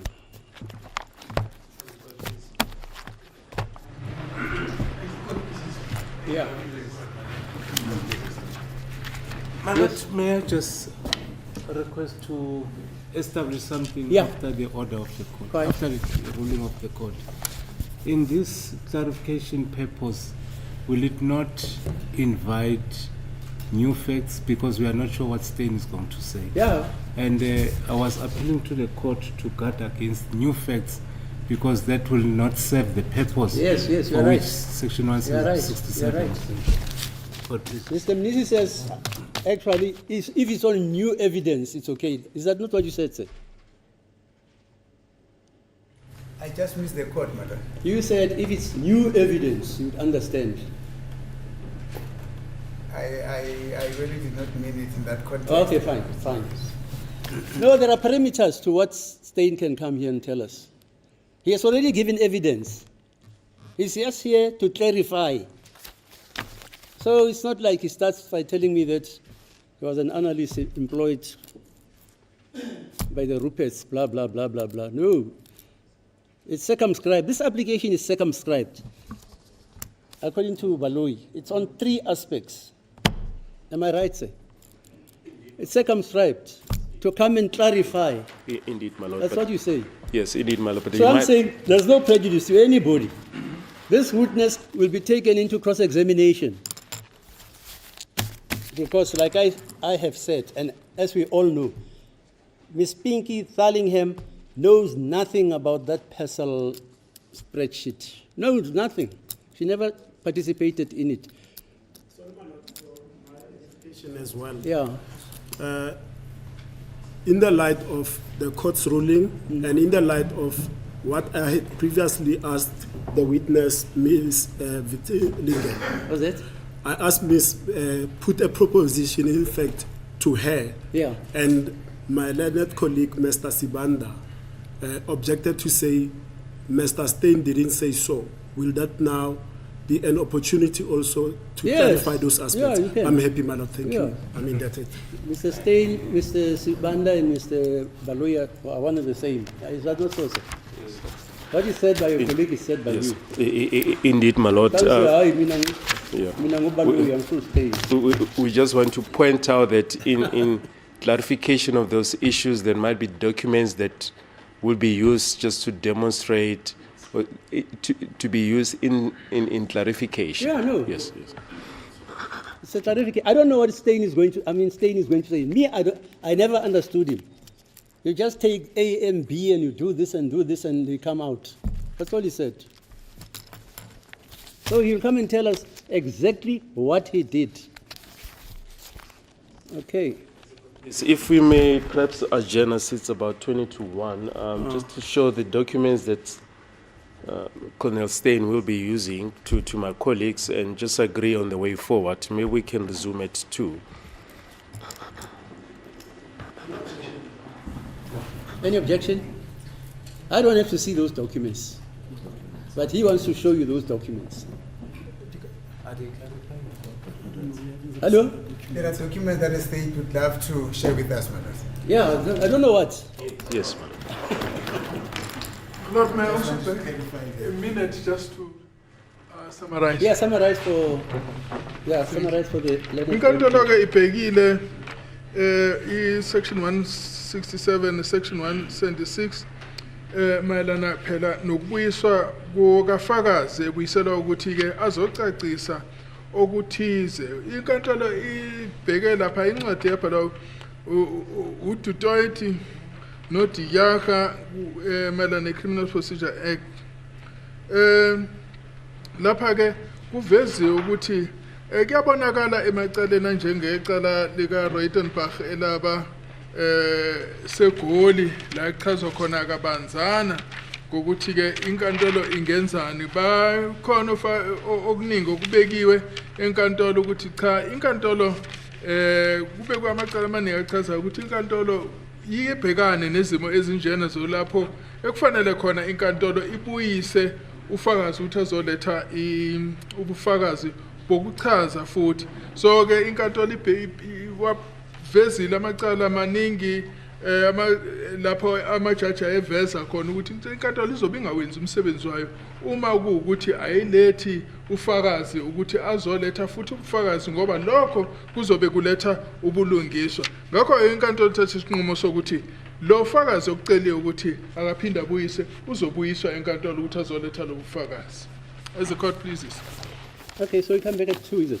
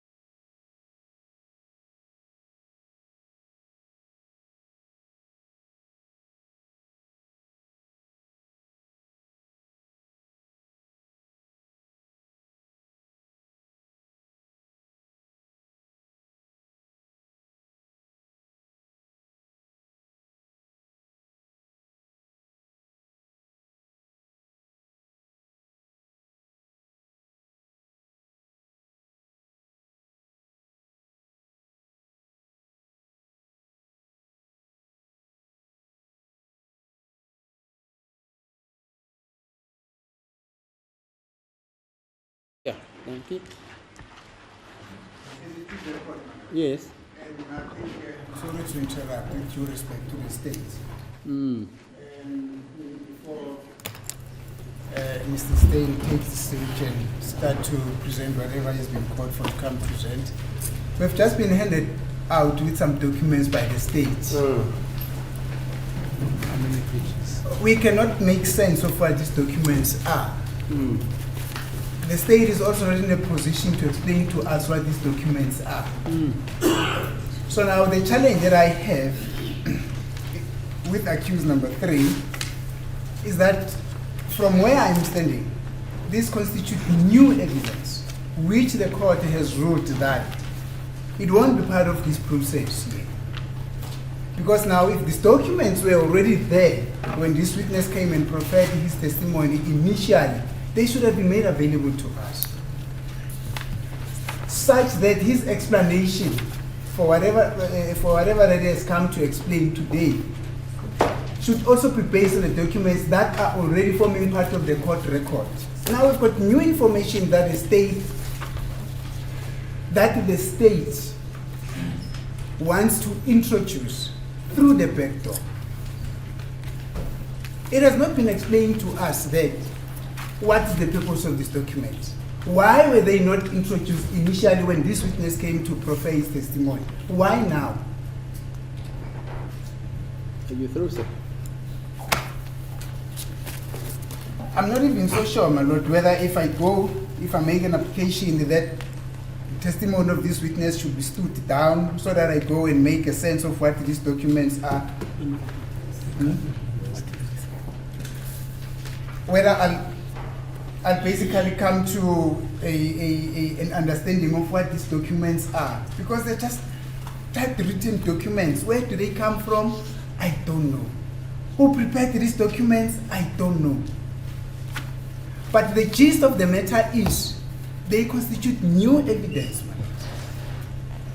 They do not serve, from where I'm standing, to explain or to give an explanation that the state said, to give the clarification that the state said this witness is called for to come and allude to.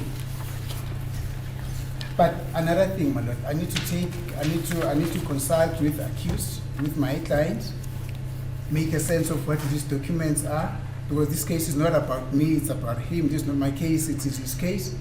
Find out from him whether he does understand what the import of these documents are, in fact what these documents are, even before this witness starts to proffer his testimony, because it will be useless for me, not really useless, it will be a fruitless exercise for me to say like, let this witness start to proffer his testimony and then thereafter I'll go and understand what these documents are. Because as he will be testifying, most probably the state will be referring to him to these documents that I am making a submission that this constitutes new evidence. And the court has, in no uncertain terms, indicated that no new evidence is going to be entertained in this application. Yes, Mr. Bloy, As the court, please, my lord. what are these documents for? We'll get to that, my lord. The parameters of this witness evidence are circumscribed. Yeah. It is it is exclusively to explain the information that is on page 23, 26, and 27 Okay. of his affidavit. Okay. Now, obviously, that cannot happen in vacuum. He's going to use certain documents to explain that. We did mention that before the adjournment. And we handed the documents to the defense during the adjournment, and I did explain to the defense what the documents are all about. There was only one document that we just needed confirmation on. But all the documents were explained, and I'll go through. No, the court doesn't have the documents there. No, but fine. The first document, my lord, we've marked the exhibit K1. No, wait. Yes. Are these the documents which Lieutenant Colonel Stein is going to use Yes. in clarification? Indeed, my lord. Is it so, Colonel? But it's also been mentioned in my old statement. Yes. In my Yes. first statement, Yeah. I did make mention of it. Yes. Yeah. This is just part of the download to Yes. to show to the court what it is. So according to you, these documents are it's not new evidence. That's not new. It's not new evidence. No. Yes, Right. we get into that point, my lord. If I can just quickly explain. Okay, fine. Now I want to know, this witness is an expert witness who understands what Yes, you're on saying. page 18 of his affidavit, exhibit 01, Yeah. there's reference to the fact that the cell phone of Ms. Kelly Kumalo was rebooted. Yeah. And there is a document that proves that. Exhibit K1 is merely a download of that document to indicate that the phone was rebooted. Then a document that we've marked Exhibit K2. This is it's simply an index or the contact list of the phone of Ms. Kelly Kumalo, which is already on record. K3 is the document that I said that initially we wanted to get more information on when I was explaining to the defense, just simply indicate it's like an index, the contents of what was on the phone. Then Exhibit K4, this is a list of the telephone numbers that were on the phone of Ms. Kelly Kumalo, which this also serves already as an exhibit before court. Then exhibit, and it shows the 2 dates, information regarding the 2 dates in question. Then exhibit K5, this is an extract of the information that we've already furnished to the defense. This is part of Ms. Filligham's documents. The information was furnished electronically to the defense. In fact, it forms now part of J1. What we did is just to extract 2 pages pertaining to the 2 dates, and these pages form part of the documents that were handed to the defense. And this is the sum total of all the documents, my lord. This is nothing new. Yeah, It's okay. what was already on record. Does the defense need more time to study the documents? Ms. Ngobezulu, My Lord, do you need more time to study these documents? firstly, before I Yeah. answer the court's question, Yeah. there's something that actually puzzles me Yeah. regarding this evidence to be laid by the state. Uh, An application was brought by the state to reopen the case, not to reopen the case. to seek clarity. That's it. Yes, Yes. that's what I want to. Yes. But in that application, it has never been mentioned as to how that clarification was. That's the going point. This is the Yes. witness who's going to clarify. The May court is in the dark like me. to- May I address the court? Yeah. There was no, in the application itself, it was not stated as to how such clarification was going to be elicited in this court, either orally or in terms of documentation. That's right. It was So never- now we are finished with more than 20 Yeah. 15, more than 15 pages. Yeah. We haven't consulted with our clients. Yeah. Not quite. And my That's a lord- fair comment. I've requested that the state, in seeking this clarity, will it not invite new evidence? But looking at the papers that were given, it shows that there's something new that will crop up. Hello? Something new that will crop up here. I don't know. That's what I foresee. You're a prophet. I'm a prophet. Yeah. You foresee I'm a it. legal expert. No. I'm not being cynical. No, You I say mean- this is what you foresee. That's what I foresee. If you foresee something, Yes. yeah. From the look of things, my lord. Look, my lord, let us be genuine. If I'm saying the state, there's something that I'm concerned about. The state brought an application, we didn't oppose it. We are fine. Not that we're doing the state a favor for not opposing it, but the state should be transparent enough to the defense. They should tell us in their application that we intend to clarify this part of evidence by tendering certain documents in order for us to clarify the concern that each party has. But this now, the state, as it always the position, they like to take us by surprises. They always take us by surprises. We don't want to listen to this evidence until we are satisfied with this document. Is that how a lawyer speaks? You don't want to listen to this evidence? Of this witness. You don't want to? We don't want to listen to it before we get into knowing what is in these documents. But Mr. Baloy says he explained.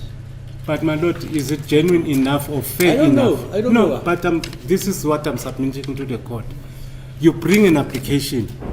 You say you sought to clarity on this part of, but you don't state that this clarity will be expressed in the form of oral evidence or documentary evidence. Now you give us documents, then you want to lead evidence. That's not fair for the defense. That's not fair for the accused. Every time you need to succumb to all the requests that the state is making. Sir, are you available tomorrow? Yes, available tomorrow, but then going back on Thursday. Oh, sorry about that. Tomorrow is what? Wednesday? Wednesday. What time are you going away on Wednesday? On Thursday, 11 o'clock. In the morning? Yes, sir.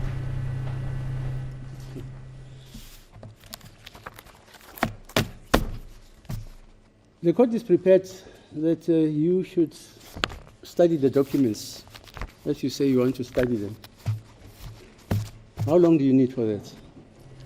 This witness, I can prevail on him to come on Monday next week, so that nobody says we were taken by ambush. Are you available next week, Monday? I'm available, but you must keep in mind it's a long weekend. I know. Oh, no, the weekend starts on Friday. Yeah, but to get back to Joburg. Oh, you'll be back on what? Where? In the Western Cape, in George. Yeah, in George. But I'm saying on Monday. Is it a holiday? No, it's Friday's holiday. Yeah, Friday. No, I'm saying So if there's a plane available, I'm available. on Monday. Yes. Yeah, this court is preparing to postpone the case on Monday to Monday next week. And then I can postpone it for you to be apprised of the documentation, because this witness says, I don't want to say, they say I'm putting words into your mouth. Is that the clarification documents you're going to use? That's correct, yes. Those documents are in clarification That's correct. of your evidence which you led here. That's correct. Right. Okay. May I request something, my lord?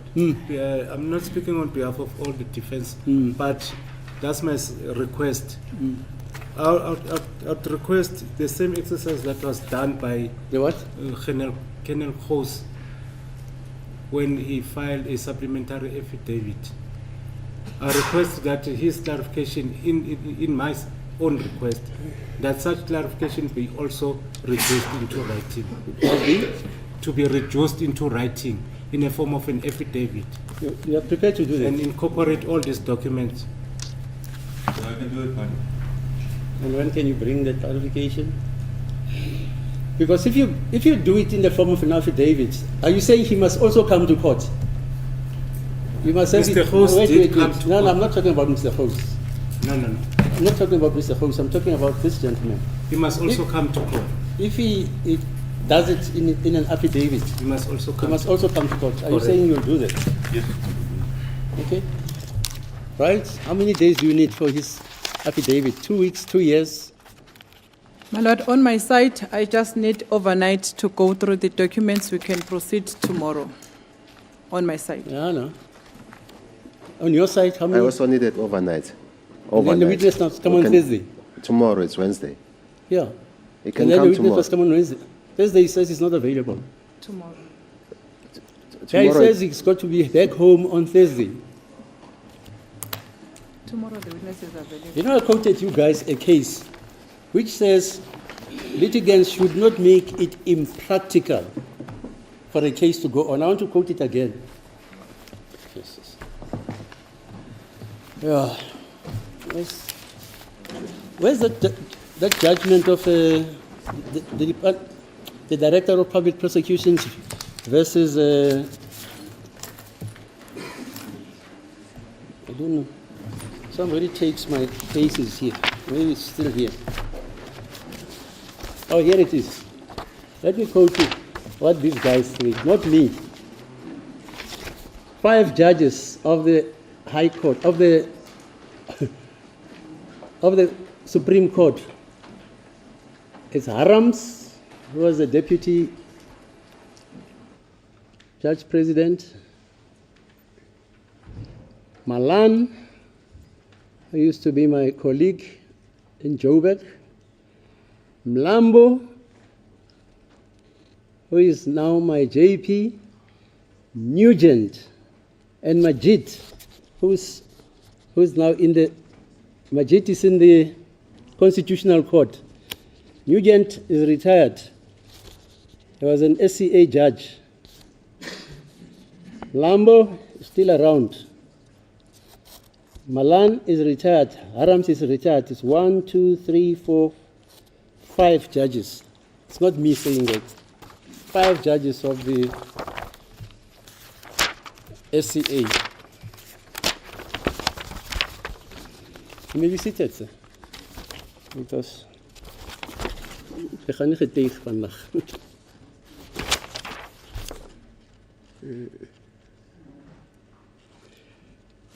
Fairness.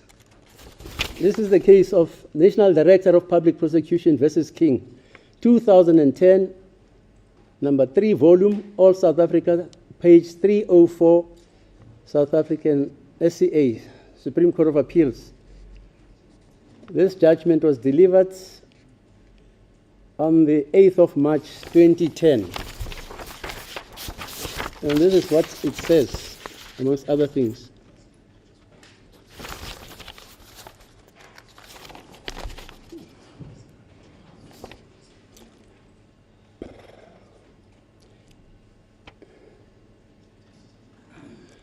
It is well, that's paragraph 41, paragraph 4 of page 315. And this was a unanimous decision. There was no dissenting decision. 5 judges agreeing. It is well to remind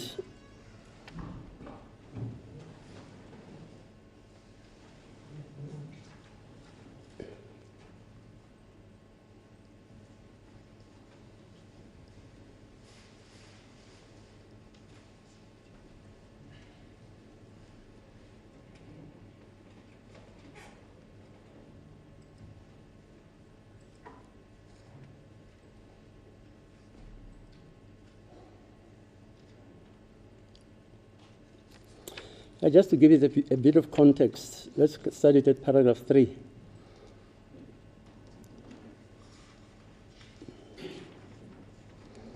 Paragraph 2, the blanket privilege,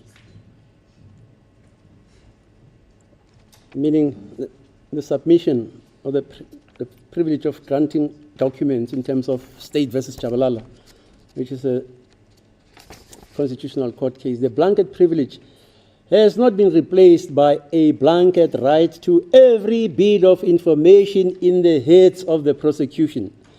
Litigation privilege does still exist, also in criminal cases, albeit in an attenuated form as a result of these limitations. Litigation privilege is in essence concerned with what is sometimes called work products, and consists of documents that are, by their very nature, irrelevant because they do not compromise evidence or information relevant to the prosecution or defense. This much is hardly contentious. What is in contention in this appeal is whether an accused is entitled as of right to a full description of each and every document to which he is denied access, all being documents falling within parts B and C of the docket, with a statement of the precise basis upon which access is denied to any document in order to have a fair trial. In other words, if Is the accused entitled to a motivated index to satisfy him in advance that a trial will be fair? The court below held in the affirmative, and hence this appeal of the National Director of Public Prosecution. It is well to remind oneself at the outset of a number of basic principles in approaching the matter. Constitutions call for a generous interpretation in order to give effect to the fundamental rights and freedoms that they create. The right to a fair trial is by virtue of the introductory words of Section 35(3) of the Bill of Rights, broader than those rights specifically conferred by the fair trial guarantee therein, and embrace a concept of substantive fairness that is not to be equated with what might have passed muster in the past. This does not mean that all existing principles of law have to be jettisoned, nor does it mean that one can attach to the concept of a fair trial any meaning whatsoever one wishes it to mean. The question remains whether the right asserted is a right that is reasonably required for a fair trial. A generous approach is called for. A generous approach is called for. This is a question for the trial judge, and there is, in general, not an a priori answer to the question whether a trial will be fair or not. Potential prejudice may be rectified during the course of the trial, and the court may make preliminary rulings depending on how the case unfolds, and may revoke or amend them. Irregularities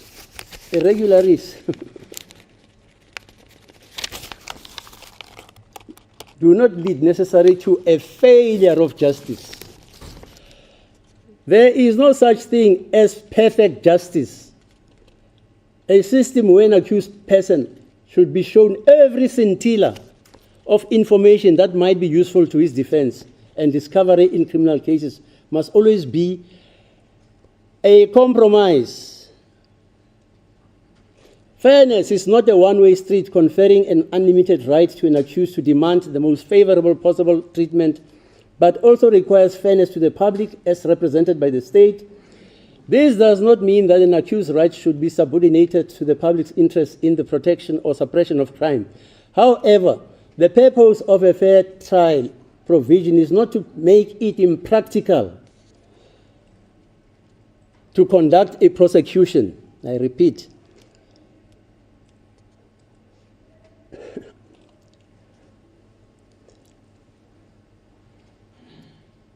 However, the purpose of a fair trial provision is not to make it impractical.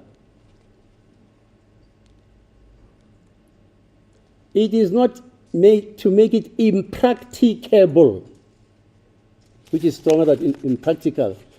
It is not to make it impracticable to conduct a prosecution. The fair right does not mean a predilection for technical niceties and ingenious legal stratagems. To the contrary, courts should further be aware that a person, that talks about people who are charged with white-collar crimes. This is what 5 judges say, not me. It's not me. 5 judges. You haven't listened to this witness. You don't even know what he's going to say. You don't want to listen to that evidence. Okay, the law is clear. I have to hear and listen to you, even if you have those documents. I don't know how you're going to explain it. They also don't know. They must read the documents first. And you know what? If you don't understand him, go and consult an expert. Like I broke my back. You can ask the JP. 8 months, I gave you the right to consult an expert, ballistic expert. You have the right to do that. If it takes us 3 years, please do it. Go and get an analyst. Okay? No, I don't want to talk to you, sir. Please. I'm just telling you. I wanted to make a submission regarding as to when we are coming back, my lord. We're coming back on Monday.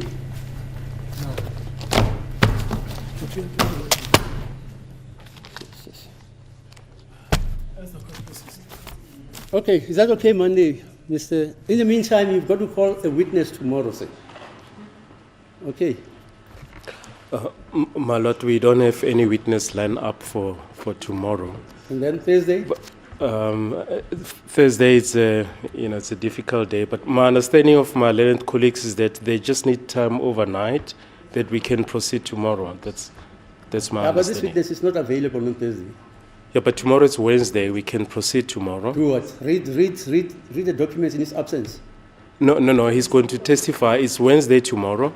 He is No, available. Mr. Mnisi says he can't make head or tail of this document.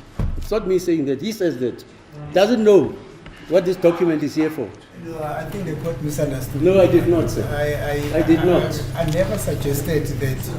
You didn't suggest it. As a result of that, we should therefore come back on. No, you never suggested it. But you are saying these documents, 10 or 15 of them, you don't know what they're talking about. You are in the dark. That's it. So I'm giving you enough time. Wait. I'm giving you enough time until Monday to appraise yourself of these documents. And I'm saying, if necessary, go and consult an expert, analyst, concerning Section 22, downloaded documents.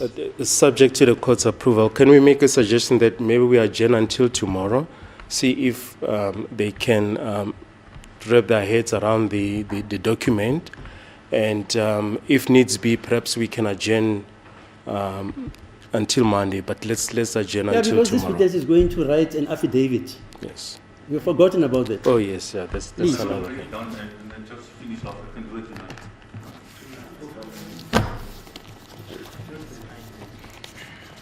Have you finished that affidavit? It's 90% finished. Which you wrote it without listening to what you are supposed to explain. That's correct.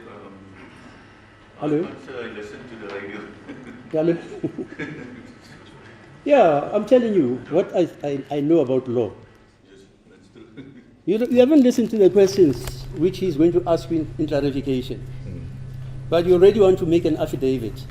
But my affidavit is just around the facts that. Yeah, fine, I understand What? it. I understand. But I'm just saying, you are told to write an affidavit on what? To clarify the difference between a download and a Section 205. And what else? Because the way I understand it, the way Pinky put it in court, before court, it's nothing to do with a download, because the download belongs to the police. And at this stage, I think they're all under the impression that I only work on one document. So I just want to make it clear to the You work on court. several documents. Yes, Hello? yes, I work on several. Several documents. This system, you're going to explain it to me, because I don't want to pretend knowledge. They call it the Excel spreadsheet. Yeah, the Excel spreadsheet. Spreadsheet. How many documents do you use for that? I use the Section 205 of Vodacom, and I use the download. That's I do that it. too. Okay, so Monday, is it okay Monday, sir? It's fine. Yeah, Monday. So that nobody can complain of not having sufficient time. Okay, and then the affidavit, you will bring it on Monday.